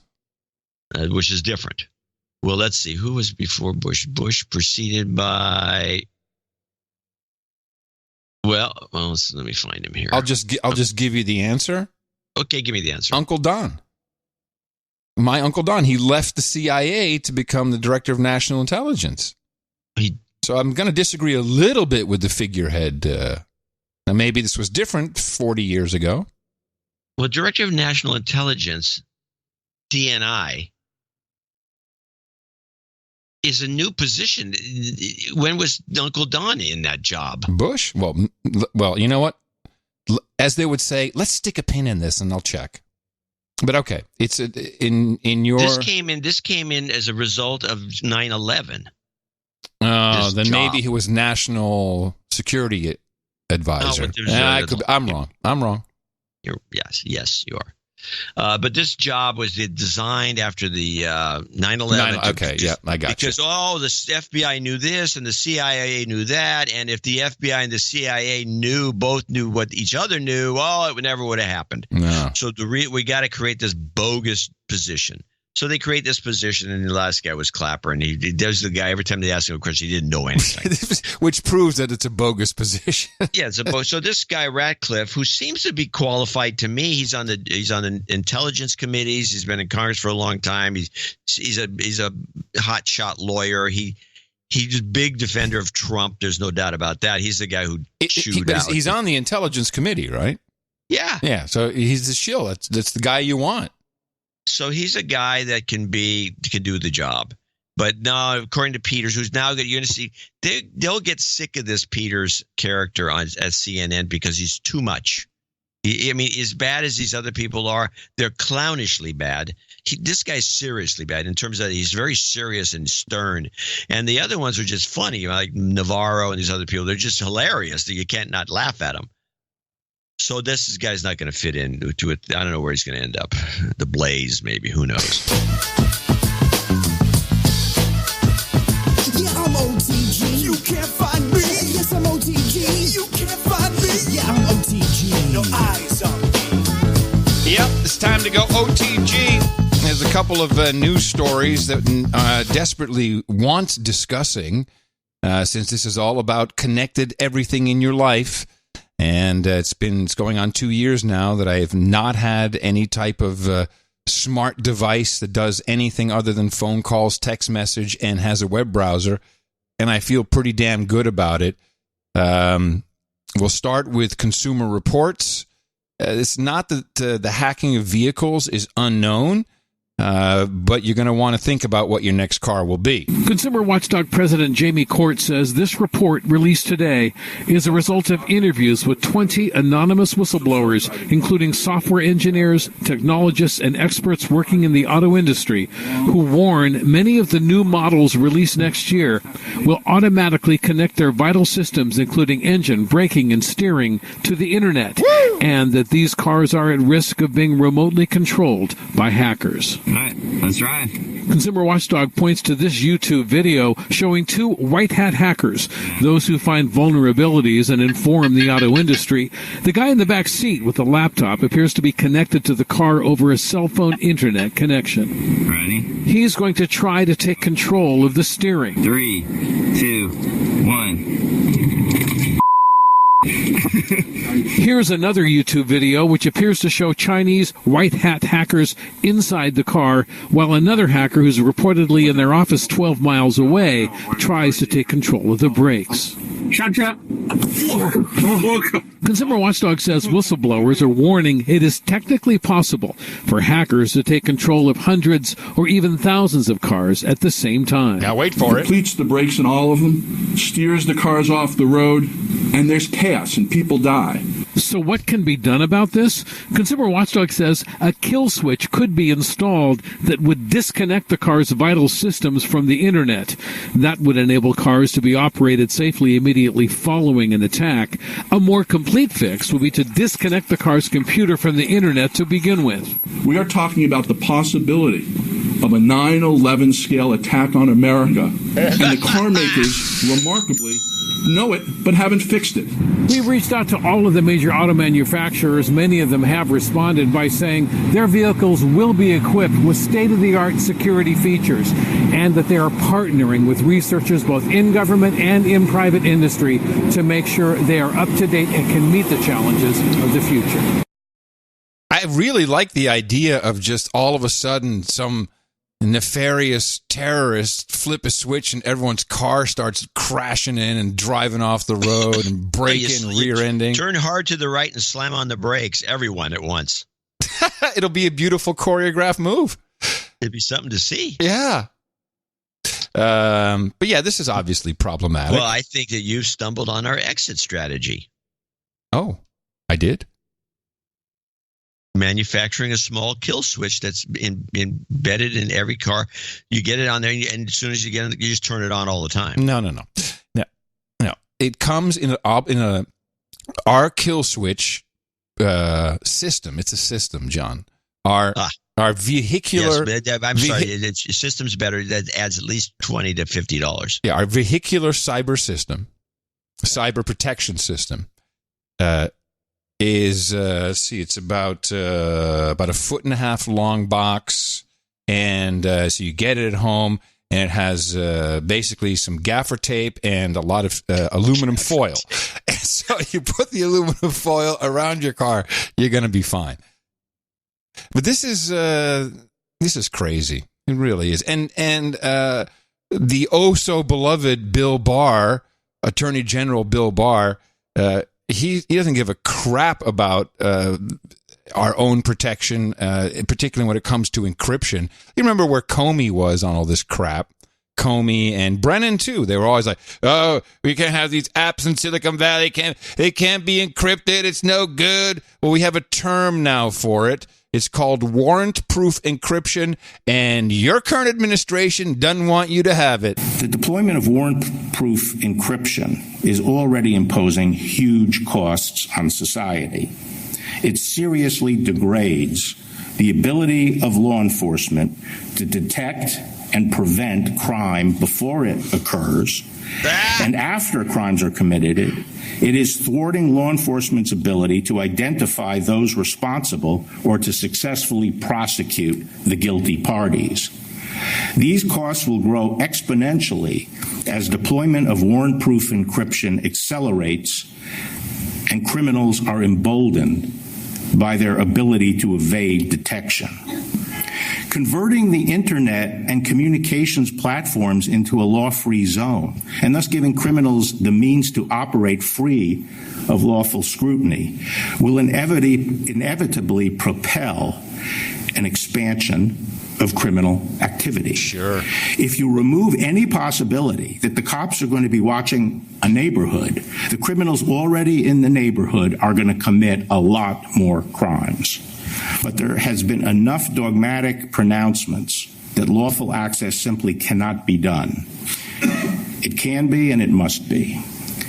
We are confident that there are technical solutions that will allow lawful access to encrypted data and communications by law enforcement without materially weakening the security provided by encryption.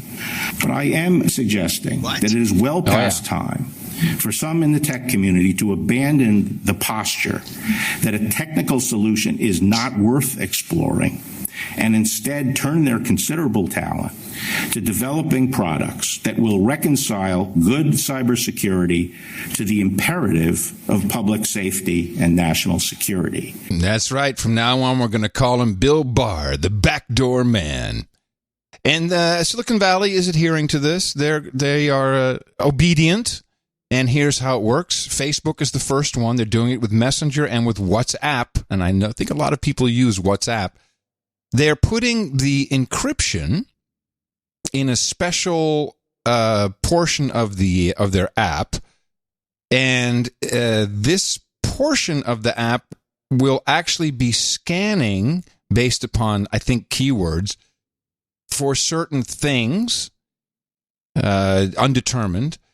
If it finds something that could be deemed illegal, it will shoot that message back to the cloud, back to Facebook, so it can be analyzed for your protection, of course. You know, this kind of... So they're saying it's end-to-end encryption, but it's so smart that should something really bad happen, then, we got your back, everybody, because it'll just ping our servers with whatever you're doing. This sort of surveillance, which we've already identified as really part of more of a blackmail scheme by the government agencies, and on the behest of individuals, of course, is really ridiculous and people buy into it. Because what did all the surveillance? We got the NSA, we got the phones are tapped, everything we do, every communication is followed and observed, and the term he used, which was lawful scrutiny. What is lawful scrutiny? So it's all this lawful scrutiny, and meanwhile we have a shooting in Gilroy at the Garlic Festival by some lone nut, and we still haven't gotten to the bottom of. And we still have these events that take place. They have not stopped, as I think Rory McGovern likes to point out, that all the surveillance and all the spying on the public and all the, we got to do this and that, they haven't stopped one single crime that we know of, unless they've set it up themselves, like the FBI does every 6 weeks or so. This is an excellent point. It's never up front. It's always after the fact, unless it's a sting by the FBI. Something else that just popped into my mind, and I've been going back and forth with Sir Chris Jacob. He has he used to live out in that area, and he is in the arms sales business in Nevada, so he was the obvious guy to reach out to. First of all, we had a shooting in Gilroy. We had another shooting before that in New York. But neither of those was mentioned, and not a single question in two debates about common sense gun legislation. Not a single question. Why? In New York, black people shot. In Gilroy, California, brown people shot by a brown person. Possibly related to MS-13 or other gang-related activity, which is rampant in that area, which could mean illegal immigrants. Nothing, not a single word about guns. Hypocrites. Good point. Total hypocrites. It stood out like a sore thumb. Yes, it did. Anyway, use Proton Mail, people, or learn how to use encryption, PGP, or get GPG tools. And encrypt your messages, even if you're going to send something sensitive over WhatsApp with their bogus, lawful scrutiny, encryption, warrantless encryption, whatever it is. Encrypt it again, because, and you know what's happening now? See, the United States intelligence services, they don't need to really spy on you. They are literally now going and buying the information from Uber, Lyft, your food services, your delivery guy, wherever you have been, wherever you've taken a Bird bike or an Uber bike or a car, they just go to these companies and they buy it from them. They are buying their data just like your city does. It's a big joke. It's like, yeah, guys, keep tracking everybody. That's great. You do it for your commercials and give us the information, and it flows into the Axiom database. They are buying your profile. Go ahead. I should mention something since you brought it up just in passing. The food services, and that includes food delivery. There's a scandal. I have it.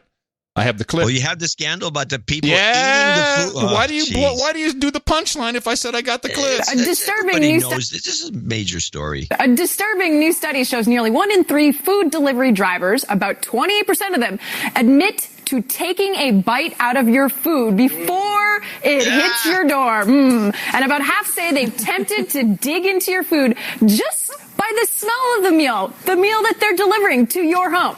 The drivers surveyed all deliver for the big apps you'd expect, like Uber Eats, Grubhub, DoorDash, and Postmates. Yeah, you know why? You know why they're doing this? Because they're hungry. This is the gig economy. This is the gig economy. This is side hustles. These kids, when it's not just kids, I see a lot of older people. They're hungry.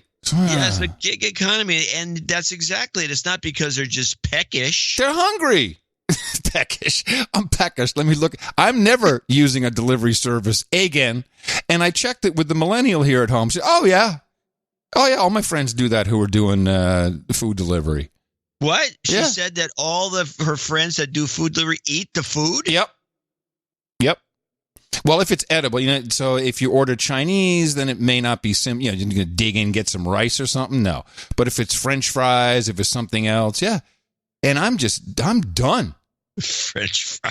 Guy, grimy hands, goes into the greasy fries. So disgusting. Slops it all over the place, wipes his mouth with his hand. He's got grease all over. And when he comes into the door, he's all got a greasy face. Again, be the giveaway, it seems to me. Now back to... here's your food.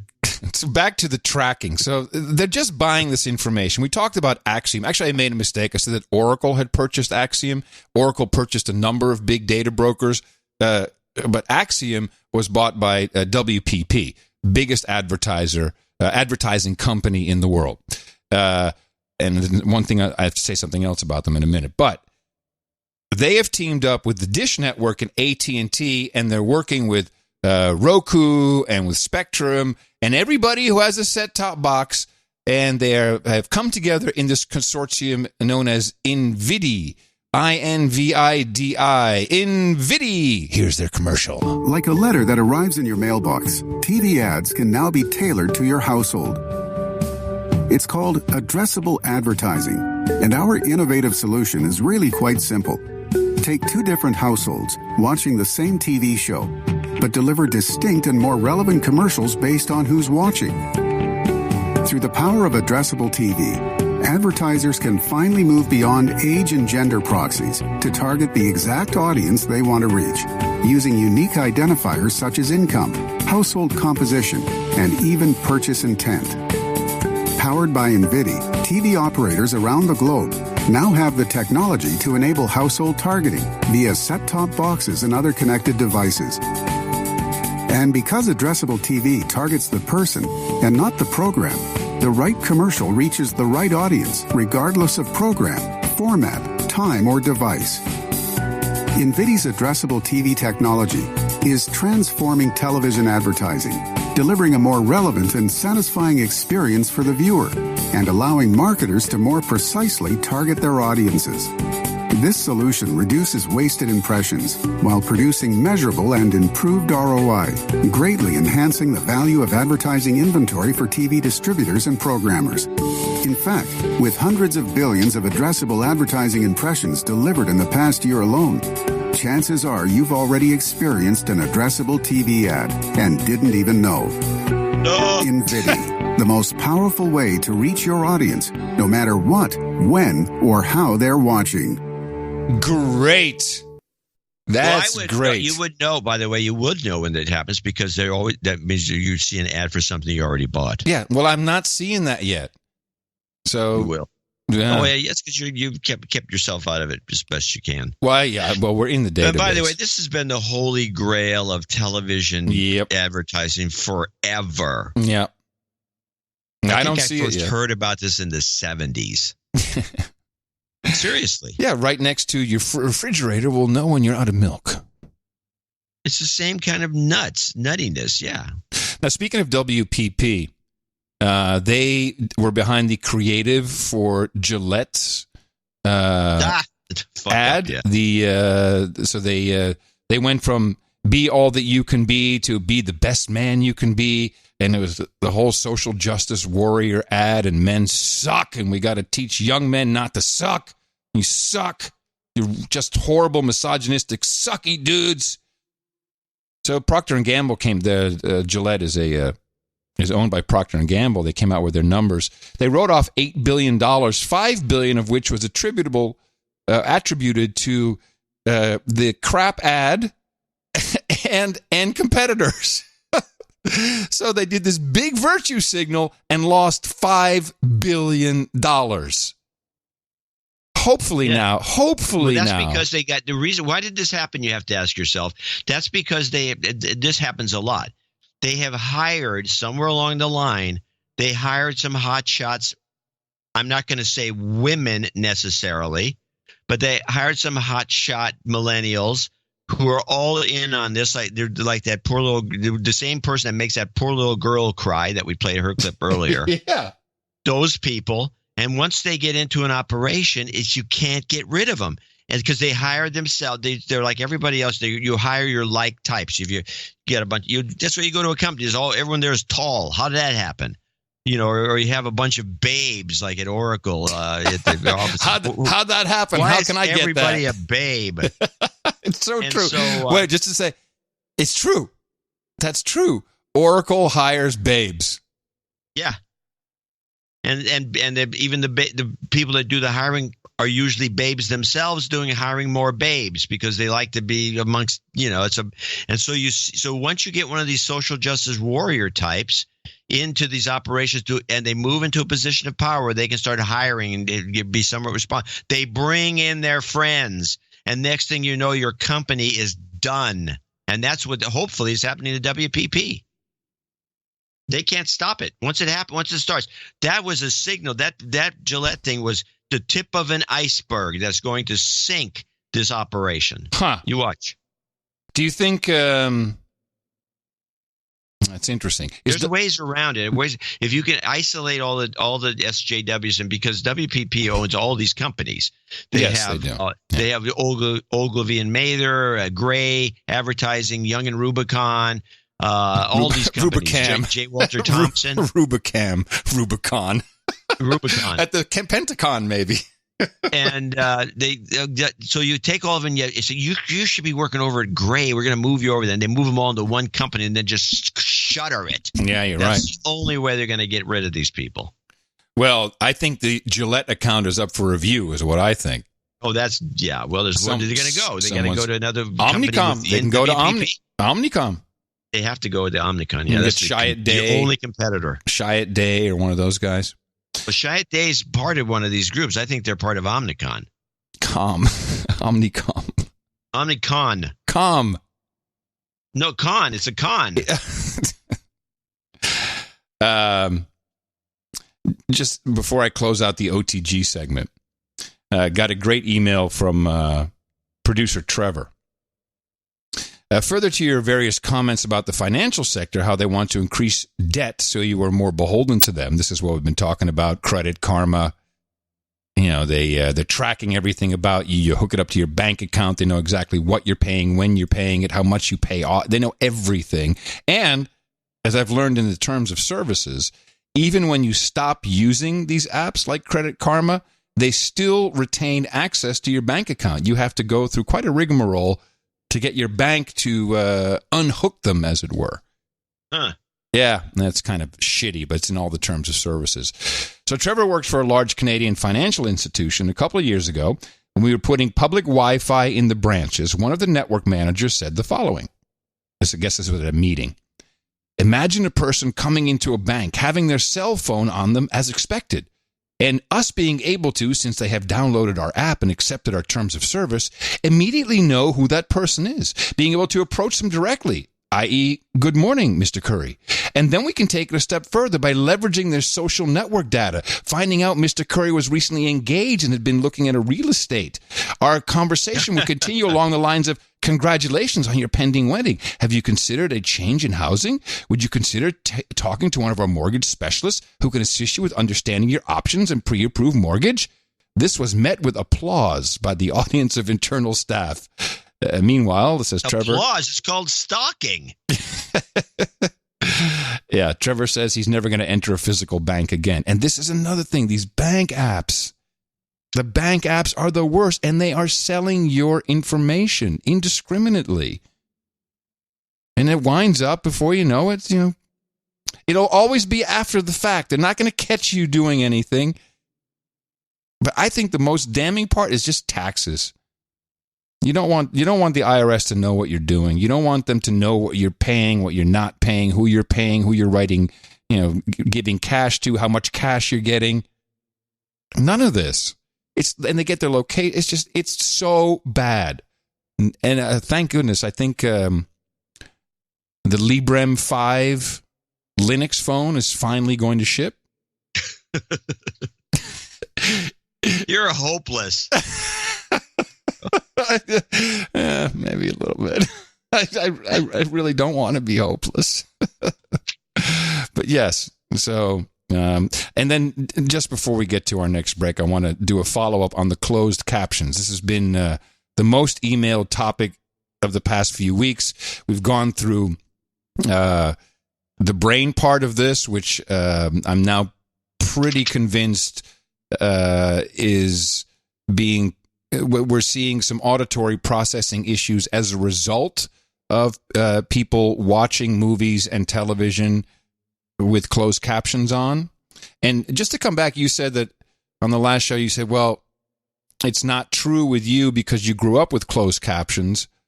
And I wanted to say that that was actually, my brain was in overdrive because I was listening to English reading the Dutch subtitles, and I was actually learning better Dutch by following along with what I was hearing and what I was reading.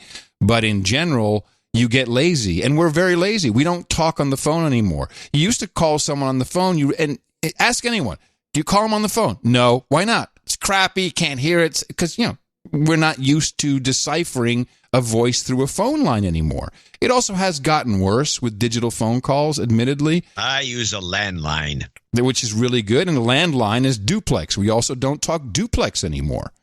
You can't talk at the same time on any modern system. We can barely do it on Skype. So we're texting. We're texting. This is the world we live in. Short bursts of text. I can't wait until the first closed caption comes with emojis. And you know what? I'm thinking it's coming pretty soon. Anyway. Well, I don't want to, before you go on to that, I don't want to get away from what you talked about earlier about the banks. Yeah. Because I do have a clip I wanted to play to get it out of the way. Because you mentioned that you don't want the IRS looking at what you're up to because you may be buying something with some money, some cash money, and you don't want anyone knowing what it is that you're buying. Or something to that effect. But let's play the ABBA clip. Been singing about it for years and making truckloads of it along the way.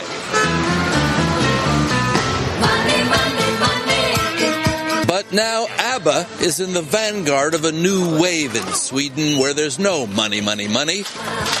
Just cards, cards, cards, and phones, phones, phones. Just ask Uva and Marita Mattsson, trying to have a quiet lunch until we showed up.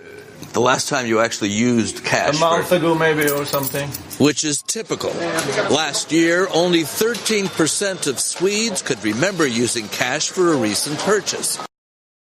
What news organization did this? CBS. Well, someone needs to be fired. Who the hell uses ABBA as a musical money reference in 2019? That is completely stupid. No. I didn't have the whole clip. The clip wraps. It's a long feature. It's one of these news features that they do nowadays, which is what everyone does now. This wraps around the fact that ABBA did that song, and now the ABBA Museum, which I didn't know existed. Oh, yeah. A major museum in Sweden. Sure. Will not take cash, and that's the punchline. Ah, okay. They only take cards. And then they had some of the ABBA people there going, oh, yes, why use cash? It's crazy. Crazy to use cash. Crazy. So I thought that was disgusting. I'm going to go back to the closed captions. After this slight musical interlude of ABBA. Seriously, well, I know, but look, it's insulting. It's insulting. It's just insulting. Come on. You used to tell me you were a huge ABBA fan. Yeah. Oh, yeah. Me, Bjorn, Benny, Agneta, and Frida like this so tight. Now, I was more a Roxette guy. I'm second generation. Closed captions. And I finally got a technical analysis of what's going on with today's streaming services. And I believe this is the main reason why closed captions are used. Everyone has this as kind of off the cuff, like it seems like today's stuff is harder to hear. Grand Duke Dave Foley, who does this for a living, says, here's what I've found. Modern mixers are coming through, and we've deciphered a lot of this, but I really am happy that we got a technical analysis. And he runs Ultraflix, which is 4D, 4K, 8 million, like high def, real cool. It's at 8K?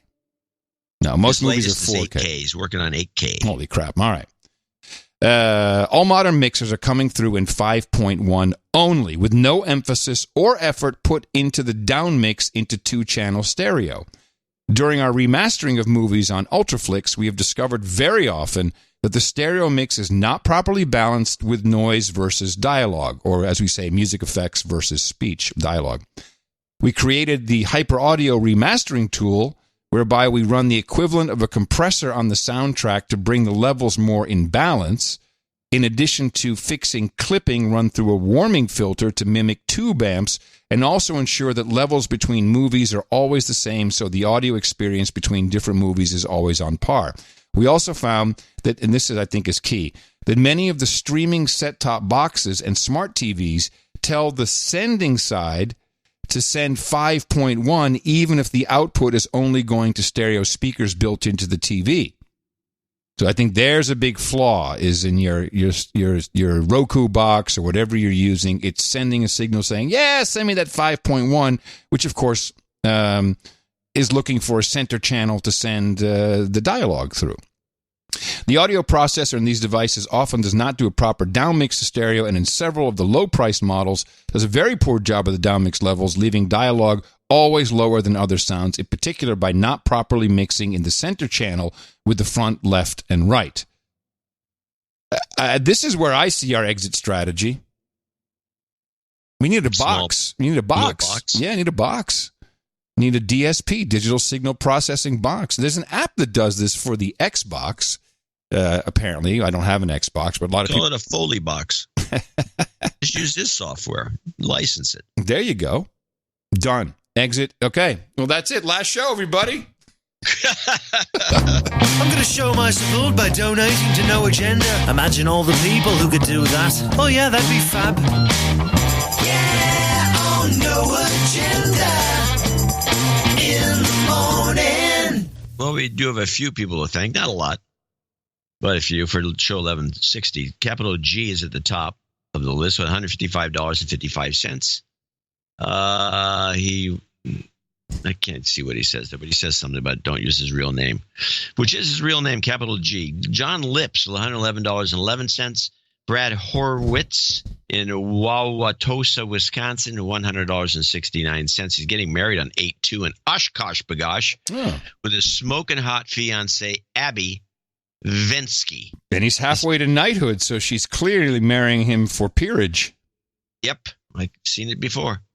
Daniel DeGroff in Westminster, Colorado, $100. Theodore Kotick in Austin, Texas. Kyle Blank in Houston, Texas, $100. Hello, Tejas. $200. Andre Rodriguez in Portugal. Keep up the good work, he says. Azaitao. His name.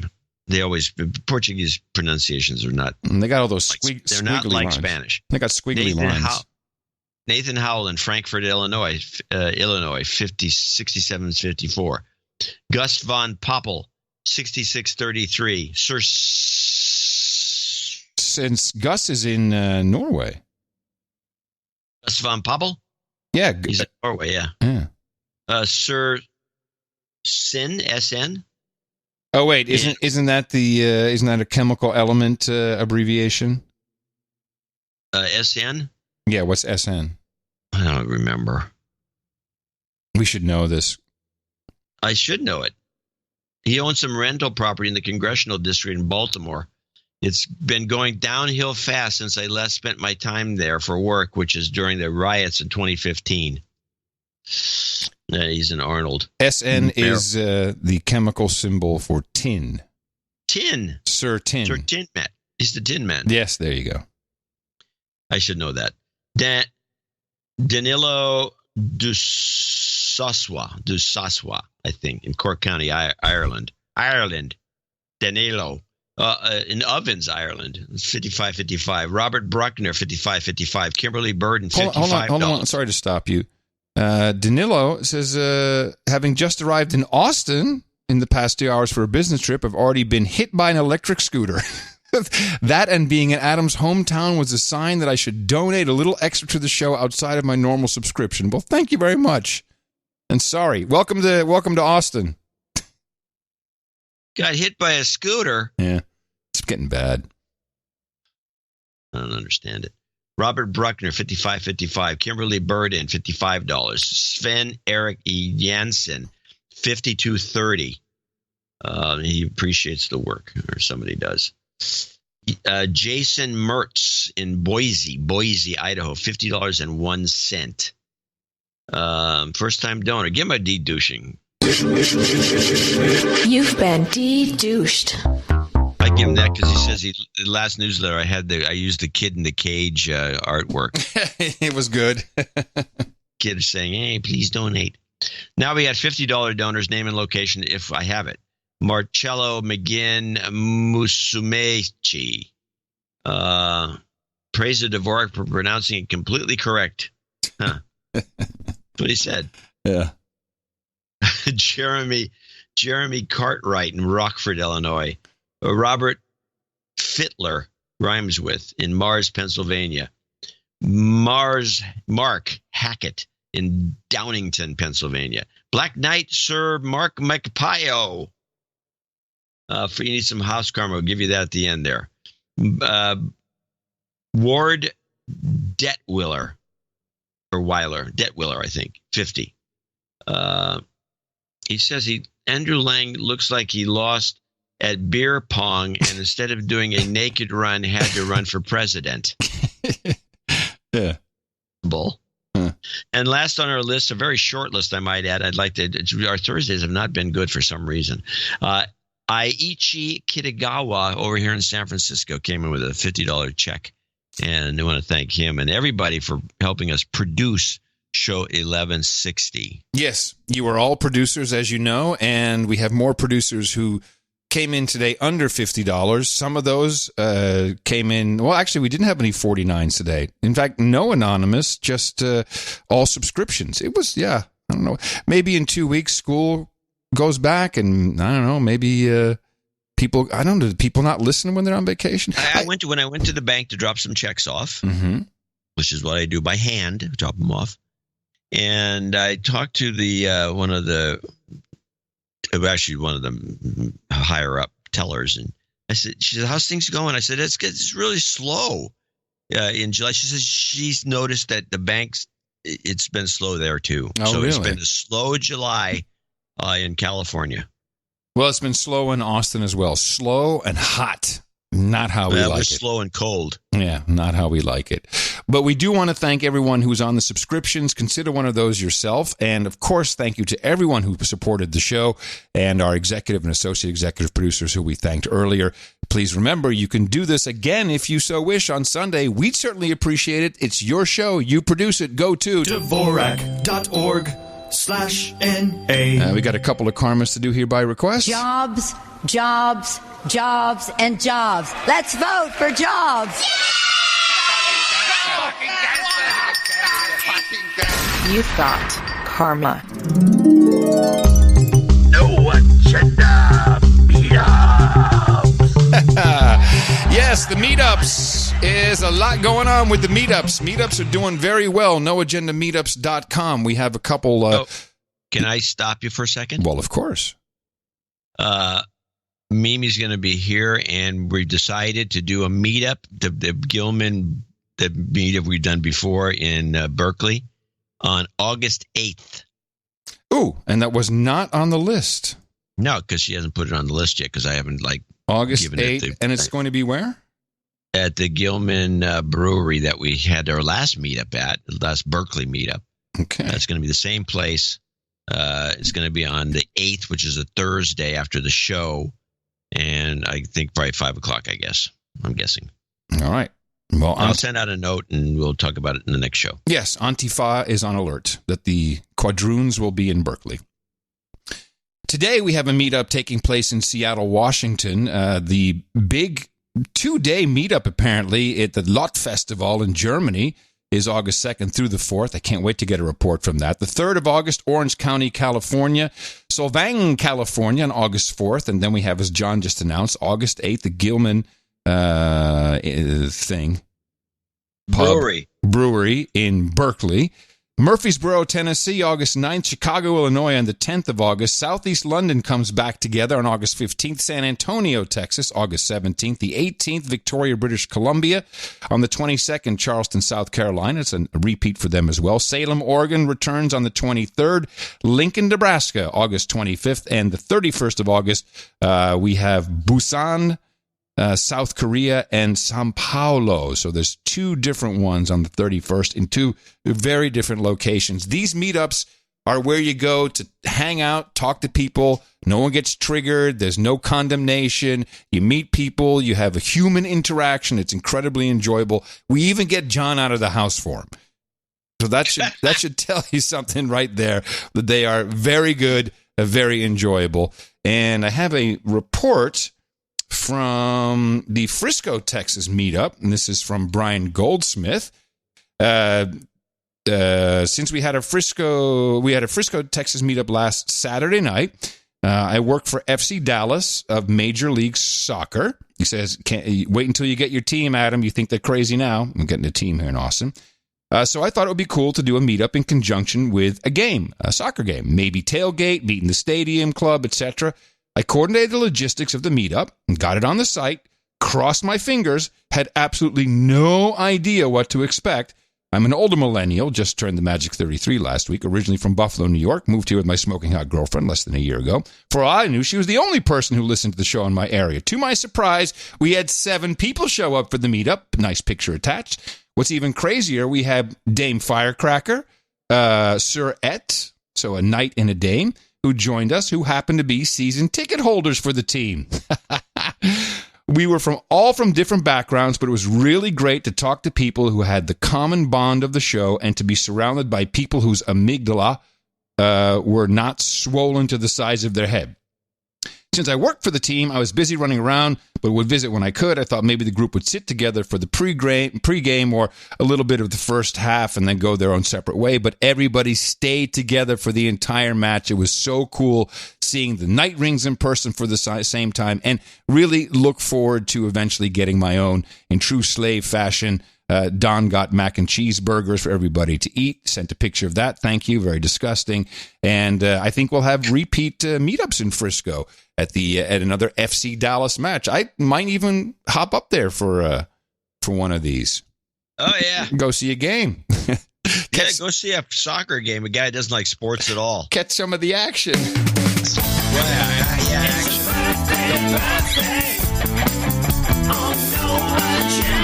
That's right. Well, we have no knightings. We have no title changes today. And a very short birthday list, but I'm happy to do them. Carl Herberger says, happy birthday to his smoking hot wife, Jen. She turned an unspecified age on July 30th. I don't want to get in trouble. And Dave Kaplan celebrated on July 29th. Happy birthday from everybody here at the best podcast in the universe. And a reminder, if you'd like to support us, please go to Dvorak.org/NA. We need the help. And it's your show. You produce it. No other way that it's going to work unless we all participate. Exactly. Is. All right. I'm sorry. I have a note I can read from one of our producers. Mm-hmm. Because I just thought it was kind of interesting. This is a kind of a technical note about microphones. And it has some applicability to what we're seeing on television and what we do. I'm a professional. This is producer Ellen. I'm a professional production sound mixer. And he could probably chime in on the sound of the 5.1 thing. For many decades, all presidents have used the same lectern mic setup. 2 Shure SM57 mics with a Shure A2WS windscreen in a Shure A55M shock mount on a dual mic bar. We've seen that. Now, I always thought that this rig was specific to Obama. But no. Okay. I didn't realize. Yeah, I thought doesn't every president have his own sound guy? Well, kind of, and he discusses it a little bit in here. That's why this note's so interesting. Because I always thought Obama just liked the SM57, which to me is like a mediocre. I mean, it's not mediocre. It's a good sounding flat mic, but Obama's got to get the right voice for it. Anyway, he says the Navy provides the audio systems for all POTUS. Huh. Trump, whom I love, came along and being a sound system expert, told them he wanted a mic that was right in front of his mouth. So rather than getting a modern mic with a slender profile that they would have to buy, like mics used in Congress or the UN, the Navy reaches into the only kit that they have and put an SM57, the same mic, in the same shock mount and hung it upside down on a gooseneck. What? Result. We have to look for this now. Result, the ugliest, stupidest looking face-blocking mic ever used for a world leader, with the exception of the 1960s mics used in the USSR. The photo of Joe shows him looking more presidential than Trump because he is using the classic twin mic setup that every president has used in modern times. And Trump is using a rig like you'd see at a state fair in the hog calling competition. Little things like this are seen as at least subconsciously by everyone, and I do not think it helps Trump. And he's in Virginia, you might add. That is interesting. Yeah, I thought so. Stuff that only the No Agenda show would reveal. We knew about the SM57, but we knew that. About the Navy and the rest of it. I think just go straight to a snowball from Yeti. That's the one you want. It's blue. It's the snowball blue. It's the Yeti blue snowball. Snowball. So we all have seen the outrage, the controversy over the president saying Baltimore is infested. Of course, that's totally racist. It's filled with rats. It's extermination. It would kill black people. He's racist. Horrible guy. There was something interesting about the original tweet, by the way. Do you notice that he spelled Cummings without the S? No, but we're of that. I think of the joint opinion now that there's a lot of code going into these tweets. Yeah, so and that would be a very pornographic word, something you'd find on the Pornhub. So I find stuff like that. I have no. Hey, you come into dinner. Yeah, I have no follow up on that. I just thought it was interesting as I was putting these clips together, and I've got your Elijah clip. It fits in perfectly here. So, of course, everyone's all up in arms. Trump is racist. Here's Bernie. Joining me now in Detroit, 2020 presidential candidate, Senator Bernie Sanders. And Senator Sanders, I know you want to talk about issues, but I do also want to talk about what President Trump said about your former colleague in the House, Elijah Cummings, and his district being, quote, a disgusting rat and rodent-infested mess that no human being would want to live in. What's your response? Jake, it's unbelievable that we have a president of the United States who attacks American cities, who attacks Americans, who attacks somebody who's a friend of mine. Elijah Cummings is one of the most decent and outstanding members of the House of Representatives. He fights every day to improve life in his community. So racist, just racist, horrible man, what a dick. Cummings, my best friend. My favorite thing was that all the people that saw the word infested as meaning is a racist term. Infested. Yes, and I understand how that works because something's infested. It's rats. What do you do with infestation? You exterminate, kill people. There you go. It's about killing brown and black. Unfortunately, Bernie in 2015 went to Baltimore, and here's what he said. The fact of the matter is that America is the wealthiest country in the history of the world.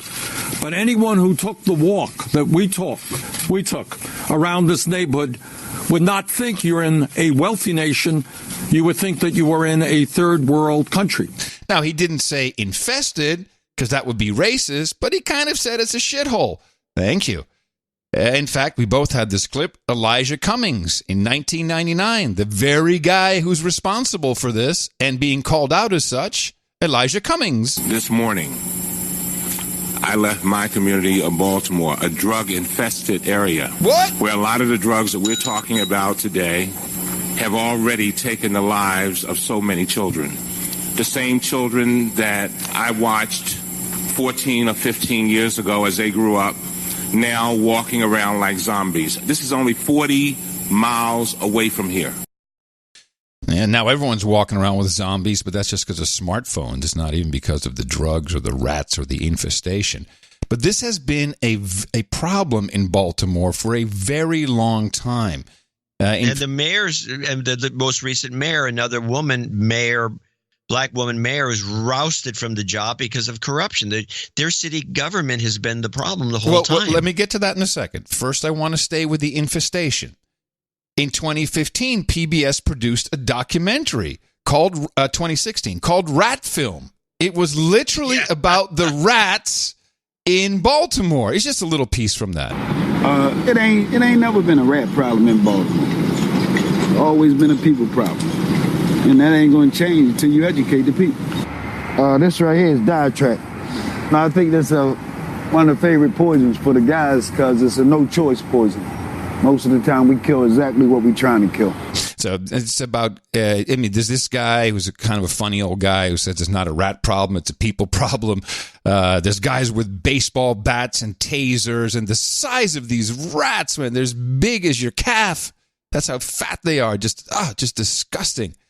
So it's been a problem in Baltimore. Now, there may have been some kind of weird sting that went down. A report just came out, and this is actually, here it is, Inspector General Horowitz. This is the guy that Joe DeGeno was talking about. And this did actually come out on Wednesday. A report came out about the crime, let me see, I think it's the Crime Victim Fund. Yes, the Crime Victims Fund. Well, I'll play this because he's kind of boring, but here is the Inspector General Horowitz, who we have such high hopes for draining the swamp, previewing his report. Today, we released a report that assesses DOJ's administration of the Crime Victims Fund, or CVF. DOJ is not only responsible for prosecuting federal crimes, it also plays a critical role in providing services to crime victims. As part of that effort, the Office of Justice Programs, or OJP, distributes CVF funds to states to implement programs like legal aid, crisis intervention, counseling, and shelter for crime victims. The OIG conducts audits of CVF programs to ensure that funds for victim services are used properly and are not wasted or poorly managed. In recent years, Congress has significantly increased the amount of CVF funds available for distribution from $745 million in fiscal year 2014 to over $4.4 billion last year. Since 2016, we've issued nearly 50 CVF-focused reports. Today's report provides an analysis of the systemic issues we've identified as a result of that work. Among our findings is that some states use the recent increases in funds effectively to enhance victim programs and support new initiatives, like extending services in rural areas. But other states struggled to adjust to the increase in award amounts, didn't plan effectively, and had millions of dollars available as spending deadlines approached. We advised OJP that this created significant risk for rushed, wasteful spending, and we encouraged OJP to help states develop responsible spending plans. Additionally, as the CVF program has grown, states have been able to increase the number of direct service providers they fund each year from about 4,000 in fiscal year 2015 to now over 6,000 providers. This creates more opportunity to serve crime victims, but we found OJP needs to help states conduct more effective oversight of these providers. Our report includes several other findings about steps that can be taken to improve the management of this very important fund. So I only got this morning. The report is long. It's a PDF. I found 58 references to Baltimore. Is it possible with the increased money? Didn't Trump talk about 1.6 billion or some amount? He mentioned an amount, which is why I started to put it together in my head. What if they up the money they usually send, and the IG was doing his investigation, found out that, there was a lot of these inefficient services that expanded, and the money wasn't handled properly? By Sunday, I'll have combed through the report. It could have been a possible sting. Maybe. We'll see. You're talking about the mayor getting kicked out? Well, that the whole state is corrupt, and Trump sets this up by calling out Cummings. Someone has to do something with this report if it's really in there, what I think might be in there. And then, you can show, there you go, Cummings. It's full of corruption. They only had just a little bit with the woman who sold her books and they never bought the book, or they never took receipt of the books. Was that the mayor? That woman with the kids' books. Yeah, that was the mayor, wasn't it? Maybe. It was another. Anyway. That was like last year. I think it was the other mayor that was kicked out. One mayor after another gets kicked out of that place. It sounds like Baltimore truly is corrupt. Yeah. No kidding. No kidding. Yes. Gee. Some lawyers are crooked. Got an update on Epstein? Oh, okay. I don't have that. It's not really an update. It's something that just surfaced. A piece of his deposition. Well, it is. We did learn something with this clip. This is a piece of his deposition from 2009. And a deposition is when pre-trial lawyers get to sit together and ask questions. And it's under oath, correct? You can't lie on the... Yes, you can lie. You can lie, but you can do whatever you want. But you do a pledge. Yeah, you have to hold your. I've done them, and you have to hold your hand up and do the whole thing. Oh, what'd you do them for? You have to be sworn in. Were you deposed for some crime? No, I was never deposed for a crime, but I was deposed as an expert witness for a number of situations. Give us one example. People don't know this about you. Give us one example. I was a part of the AMD. I was given a deposition for AMD against Intel. Okay, but in what's your specialty in this? Marketing. Yeah. Nice. They bring you. Well, it's true. They bring me in. They say, "What is the reaction to the public?" As I was writing for all these magazines, and I kind of had a sense of what was important and what wasn't. They would ask me questions. Yeah. And but was this going to be a big hit? Was this kind of stuff that I wrote about? And so they'd ask me these questions about it. And of course, then they'd always say, "So what makes you the expert?" And what's your answer to that? This is why I have a lot of experience. I think I've been doing this for like 25 years and blah, blah, blah. And I've got a pretty good feeling for it. And you just go along with they always tell you in advance, the lawyers, they say, here's what they're going to ask you. They're going to do this, they're going to do that, they're going to do this, and they're going to slam you. Or, if you do a video deposition, they're going to definitely ask you if you're wearing makeup. Are you wearing makeup? Really? Is that a question? Yes, it is. Why? What would the advantage of wearing makeup be? To make you look like a jerk or something? I'm not sure. It's the other side that's doing these questions, but they do everything to defame you. Did you actually graduate? Do you have a degree? What's it in? Well, that's got nothing to do with this, does it? And it's just the way it's done. I was, from the very first time I did it, I was briefed very well by one of the Morrison Forrester, I think was the first group I worked for, big law firm in the South Bay that handles most of Silicon Valley stuff. And they read me in. I knew exactly what was to expect and how it was going to go, and it was exactly that. Well, except one case. The guys, one of the lawyers, I forgot which firm this was. It may have been Morrison Forrester, but they're always there with you. So this was the AMD Intel thing. And so Intel had this funny strategy, and it was really hilarious. They would just keep you there for as long as they could to rack up the lawyer bill. And so they kept me. I'm there for like hours answering this kind of very slow. You're going to ask another question? Yeah, we're getting to it. And it would go to the point where the lawyers for the firm that was representing AMD at the time left. Wow. They said, you're on your own. You're on your own. Deal with it. We got to go home. Well, this is a deposition of a convicted sex trafficker. No, he wasn't convicted yet. Creep, Jeffrey Epstein. I don't need to explain what he is. This is 2009, before his sweetheart deal conviction. They do a deposition. They've got his lawyers. You'll hear them speaking in the background in between the question and the question restated. Because, it does have kind of like a court process to it, and you can say, hold on, objection. I think you can even object, can't you, in a deposition? Can the opposing lawyer? They do, but they typically, at least in these civil, I don't know what these cases are, but it's non-criminal.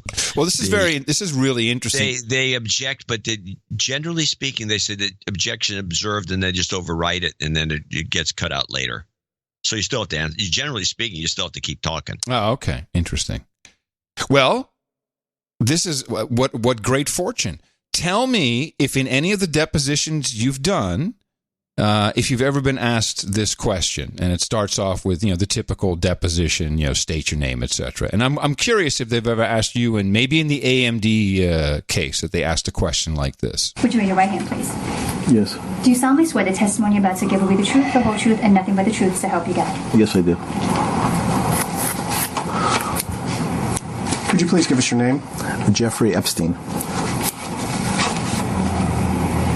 Is it true, sir, that you have what's been described as an egg-shaped penis? Have you ever been asked this question, John? No, this has not come up in the conversation, although it's imaginable. Now, just to shake you up. What? Now, let's continue. The lawyer for Epstein, of course, immediately objects to this. Form, vague and definite, and I'm going to give you the first warning, Mr. Kubin, that these types of questions are not only argumentative, but directed in a manner to embarrass Mr. Epstein. If you continue with this type of question, I will adjourn the deposition immediately. Yeah, so, this is ridiculous. You're just trying to embarrass my client. We can't have this. We're going to end this deposition if you do this. So, of course, you need to restate the question in a friendlier term. Sir, according to the police department's probable cause affidavit, one witness described your penis as oval-shaped and claimed when erect it was thick towards the bottom but was thin and small towards the head portion, and called it egg-shaped. Those are not my words, I apologize. But as Mr. Now adjourned. As Mr. Critton has stated, that this is a... We're adjourned. And he rips off the mic. What an odd penis. How did that clip get into the public domain? I don't know. It's someone slipped it out. Yeah, whoa. So to speak. But is this I'm not familiar with this penis shape. Is this a common occurrence? I don't know. It's something I've never studied. So I'm sure there's people in the Bay Area, there's specialists in this that would know. We don't happen to be one of them. And if so, is there a nickname? Is there like a slang term for this? Is there, like, oh, you're asking the wrong guy. Yeah, I know that, John. I know. People think that's your chair that's squeaking. I know. I'm just asking out there. Whoa. Yeah, you're on a roll. Woohoo! Yeah. All right. Well, I'm sure someone will tell me. Yeah, we've got members of our larger production group that have a lot of insight into this, and there probably is, I'm guessing, a nickname for something like that. Yeah, probably. That sounds ridiculous. I got one. This was big news. Amidst all the purge that's taking place on, certainly YouTube. Man, you look at a YouTube channel these days, all you see is this video's removed, this is gone, it's done. It's all. There's a purge. There's a purge. There is a real purge. And, YouTubers are and the life of a YouTuber is so difficult. You're always chasing the algo. You've got to have the right titles, the right picture art. Very important on YouTube. Extremely important. What your tag is. All these things come into play, and people are still getting kicked off. They're being demonetized. They're really unable to make a living. You recall Loomer, the Loomer woman, Laura Loomer. Laura Loomer. Just crying. She's, I have no more job. I have no more income. Well, yeah, she got kicked off. Right. So the YouTubers, they created a union because they are somehow in the delusional.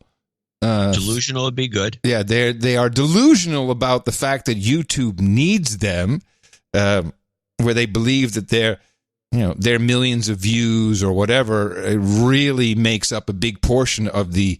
What is it? $8 billion a quarter or something that YouTube does in revenue? Sure, I'm sure it's your minimally. Yeah, I'm sure it's your YouTube channel that does that, not hundreds of millions of cat videos or whatever else where the ads crazy just stuff run. That's on there. Yeah. So, but okay, be delusional. Now, the union really hasn't done have much. Have you seen this one guy? The kids. They're especially on the. Dinner nights when everyone's here, they every once in a while will go do the YouTube thing, and everyone gets the gun for a minute, the little remote to find the different kinds of things they've found. Have you seen the one? There's this one guy. He's got a bunch of these. He's got like hundreds of these videos of him eating ridiculous amounts of food and crying the whole time.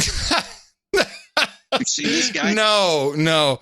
Yes, he's in tears, eating just piles of food. And then he's sick and he's crying, he's moaning and groaning. And he goes on to the next one where he's doing the same thing with some other food. It's unbelievable, some of the stuff that's on YouTube. Anyway, that's an aside. Well, there you go. Look at how hard the guy has to work to make a living.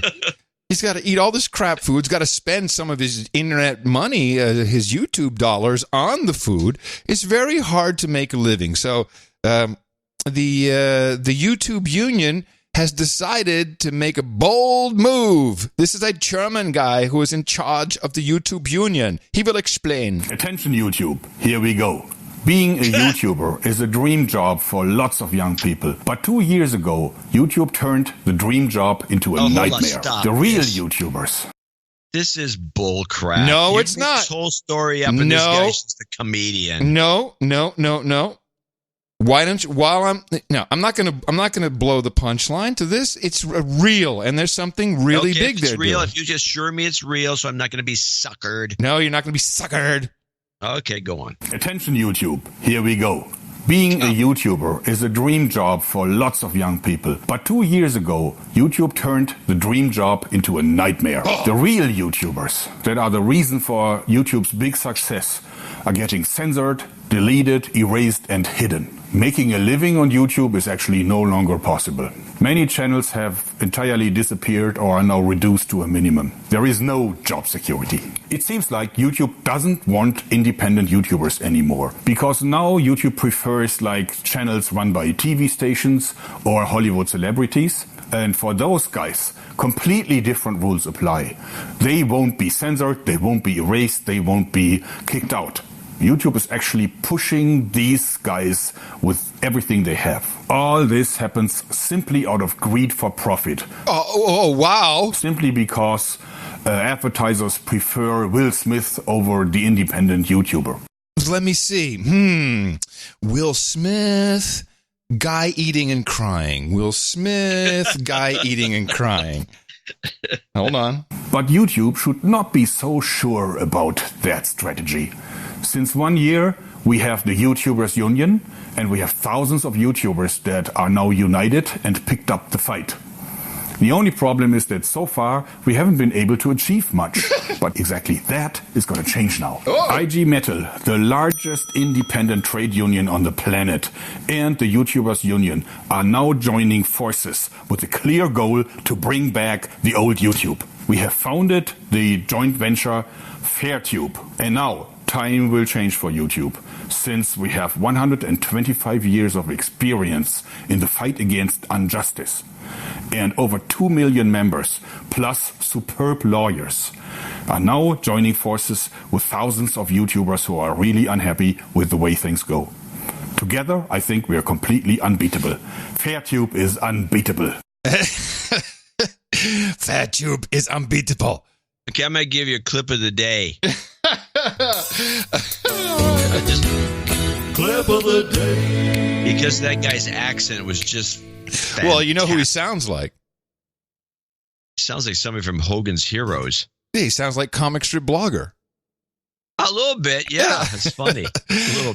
So they've joined with IG Metall, which is the, used to be the metal workers union in Germany. They do have 2 million members, and this video goes on for another 15 minutes, and he's talking to the IG Metal Union lady. They really have hooked up their FairTube YouTubers Union to IG Metal, and here's the sad part. It's the people who are members of this union and who are serious, like this guy, they truly believe that they put YouTube on the map. Said YouTube would be nothing without us. And they just don't understand how it works. And they don't understand that, yes, Will Smith is preferable, not to YouTube, to the advertisers. When YouTube can say, we've got Will Smith, this is great, your ad's going to run on Will Smith pretty much for free, because Will Smith's just putting that stuff up there, it's great. Yes, you're just losers, sorry. Losers. Yeah. But okay, believe in your union. Well, give at least be nice. Be nice. No, I want to be nice, but I want to be realistic. People really think that they can make a living off of someone else's platform. You can't. It's not supposed to work that way. Well, that is the issue now. I mean, if you had your own servers and did your own thing, which is what we do on this show, as opposed to using Podbean. Stop. All right, last one from me. We have not had any update on the college admissions scandal, have we? We don't even know what's going on. It's been wiped off the face of the map. I would say it's not at the top of the list of news items that they're playing on now. So I have no idea what's going on with that, but there is a new scam, a new college admissions scam, which is, well, when you think about it, could have been a great exit strategy. Thank you. A new firestorm is erupting over college admissions. Families reportedly transferring legal guardianship of their children in order to get financial aid. It's totally legal, but there are critics who say it is unfair. NBC's Ron Mott has details. It works like this. Families, some of whom live in million-dollar homes with incomes well into six figures, go to court to have a legal guardian with fewer financial resources appointed for their college-bound students, giving them a better shot at qualifying for need-based financial aid. Yeah. And it's perfectly legal. According to ProPublica Illinois and the Wall Street Journal, citing court records, the tactic has been used effectively dozens of times. They were filed by one of two law firms, and many of them used language in the petition, such as the guardian would provide educational and financial opportunities that the parents could not otherwise provide. Advocates of the legal maneuver argue that, unlike the college admissions scandal, which has led to multiple criminal convictions, these students were fairly accepted and are looking for a way to pay for it, as the annual costs of tuition and fees at the nation's colleges have skyrocketed, rising more than 150% over the past 2 decades, a bottom-line increase of nearly $32,000 a year on average. They're absolutely cheating. Still, some critics contend these families and their students should endure the appropriate pinch based on their resources. This technique in particular is new and absolutely deserves everybody's sort of shock and scorn. Another wave of controversy cascading down on college campuses, money once again at the center. Ron Mott, NBC News, Chicago. I'm giving you a clip of the day for that. A double clip. Clip of the day. Double dip clip. If you wonder why there's a wealth gap, it's because these people that this guy's bitching about, they're just smarter. Interesting. That is the smartest thing I've ever heard. As soon as you hear it, you go, oh, yeah, you got a maid working for you? Hey, maid, you're now guarding my two 17-year-olds. Hey, maid. Maid. Sign here, maid. The troll room reports DC girl says that she knows someone did this in 1995. It's an old, of course they keep it to themselves. But they're saying dozens and dozens. It sounds like this is probably something that's just been going on forever. Yeah, it's been under the radar. What a great scam that is. It's fabulous. I really like it. In fact, somehow I think it's something that you could actually put your ethics aside for.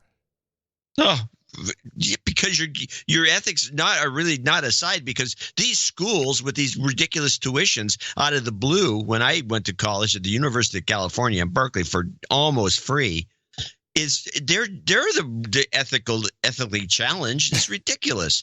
Ridiculous. It's ridiculous. It's ridiculous, I tell you. I have one last clip. Okay.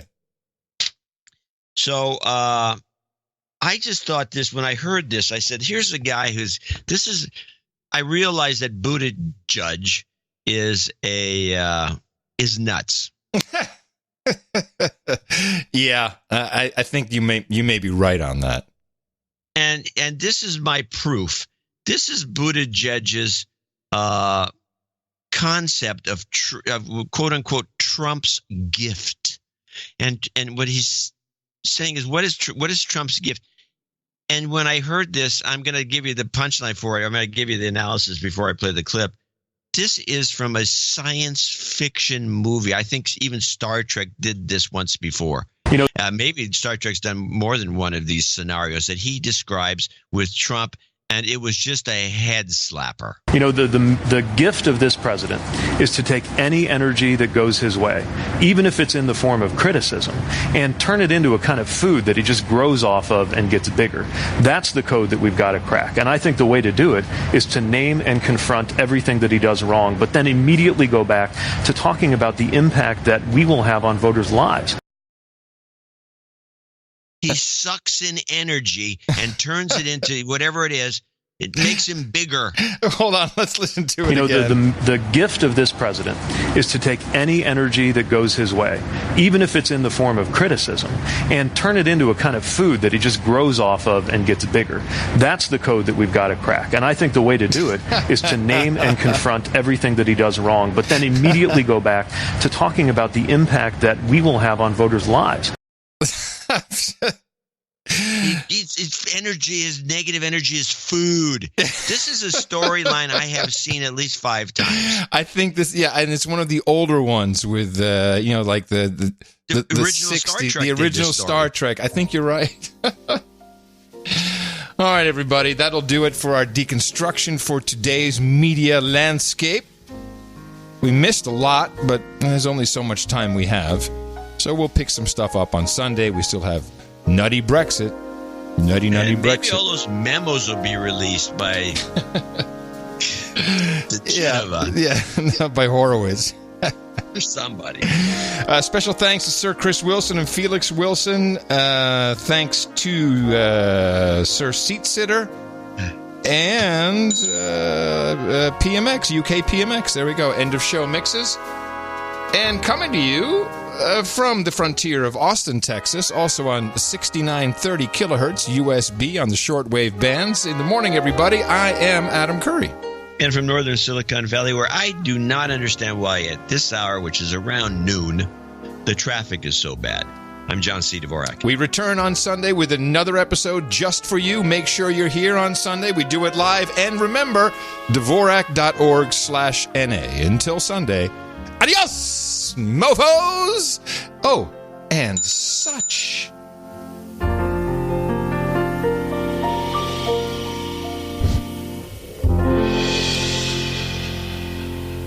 Let me just say that. Let me just say that. Sup. I have the time. I have the time. I have the time. America deserves the time. It's my time. I'd like to knock the crap out of them. Would you? Hold on. Trump said, okay, Hold on. Hold on. Shame on this body. That's not American. Let's get sophisticated about this. We have to fight fire with fire. Okay. Would that be? This is ridiculous. Take back our future and take back our lives. I yield back the balance of my time. We have got a body in that RV, and it's getting warmer outside, understand? And we have got to do something about that soon, and in a way that no one will ever find it. Now, that last part is very, very important. Therefore, it seems to me that our best course of action would be chemical disincorporation. Dissolving in strong acid. Well, it's hydrochloric acid. It's used for cleaning cement. Not hydrofluoric. You see, hydrofluoric acid won't eat through plastic. It will, however, dissolve metal, rock, glass, ceramic. So there's that. It's not the best. I think nitric acid would be better. Look, you skipped, clowned around, or otherwise jerked off through every lecture I ever gave. As far as I'm concerned, your chemistry education is over. Well, let's stop with the hydrochloric acid as being a good way to dissolve a body, because it's not. It might be useful as a cleanup to get rid of all traces of DNA. The best, you would use lye or sodium hydroxide or something that really is caustic. Dissolves even a little body. I mean, it would just be a mess. It would be horrible. And it would just not work. It's just not a good way to go. I suppose you could buy 2 bins and legs in one, torso in the other. Most chemists are fascinated by what they've always been told, that HF, hydrofluoric acid, eats human flesh. We thought that we should try it. Now, obviously, we can't try human flesh, and Brady decided that a chicken's leg, that's an uncooked leg from a dead chicken, is a reasonable approximation. That's true. This is episode 188 of Nick the Rat Radio, everybody. I am, of course, your... Daddy, what would you do if there wasn't any no agenda? I don't know. Listen to Nick the Rat? They told me at school that Nick the Rat wasn't suitable for humans. And if you let me listen to Nick the Rat, child services would give me new parents to live with. Is that true? Yes, Daddy, that's true. My name is Felix Wilson. Can you imagine a world without no agenda? Without Adam or John? How would you survive? Well, some of you might find refuge with Nick the Rat. His podcast isn't suitable for young, impressionable minds like mine. We will be locked in mental cages in Dimension B, listening to Nick the Rat's Sewer Chat podcast from the toilet. Please go to Dvorak.org/donate and donate now. Children shouldn't have to listen to podcasts out of toilet bowls. I'm Nick the Rat, and I approve this message. Excuse me. Excuse me. Excuse me. Excuse me. Excuse me. Excuse me. Excuse me. Excuse me. I'm talking. Excuse me. Excuse me. Excuse me. Excuse me, ma'am. Excuse me. Excuse me. Excuse me. Hey, can I finish? The best podcast in the universe. Adios, mofo. Dvorak.org/NA. This is the United States of America.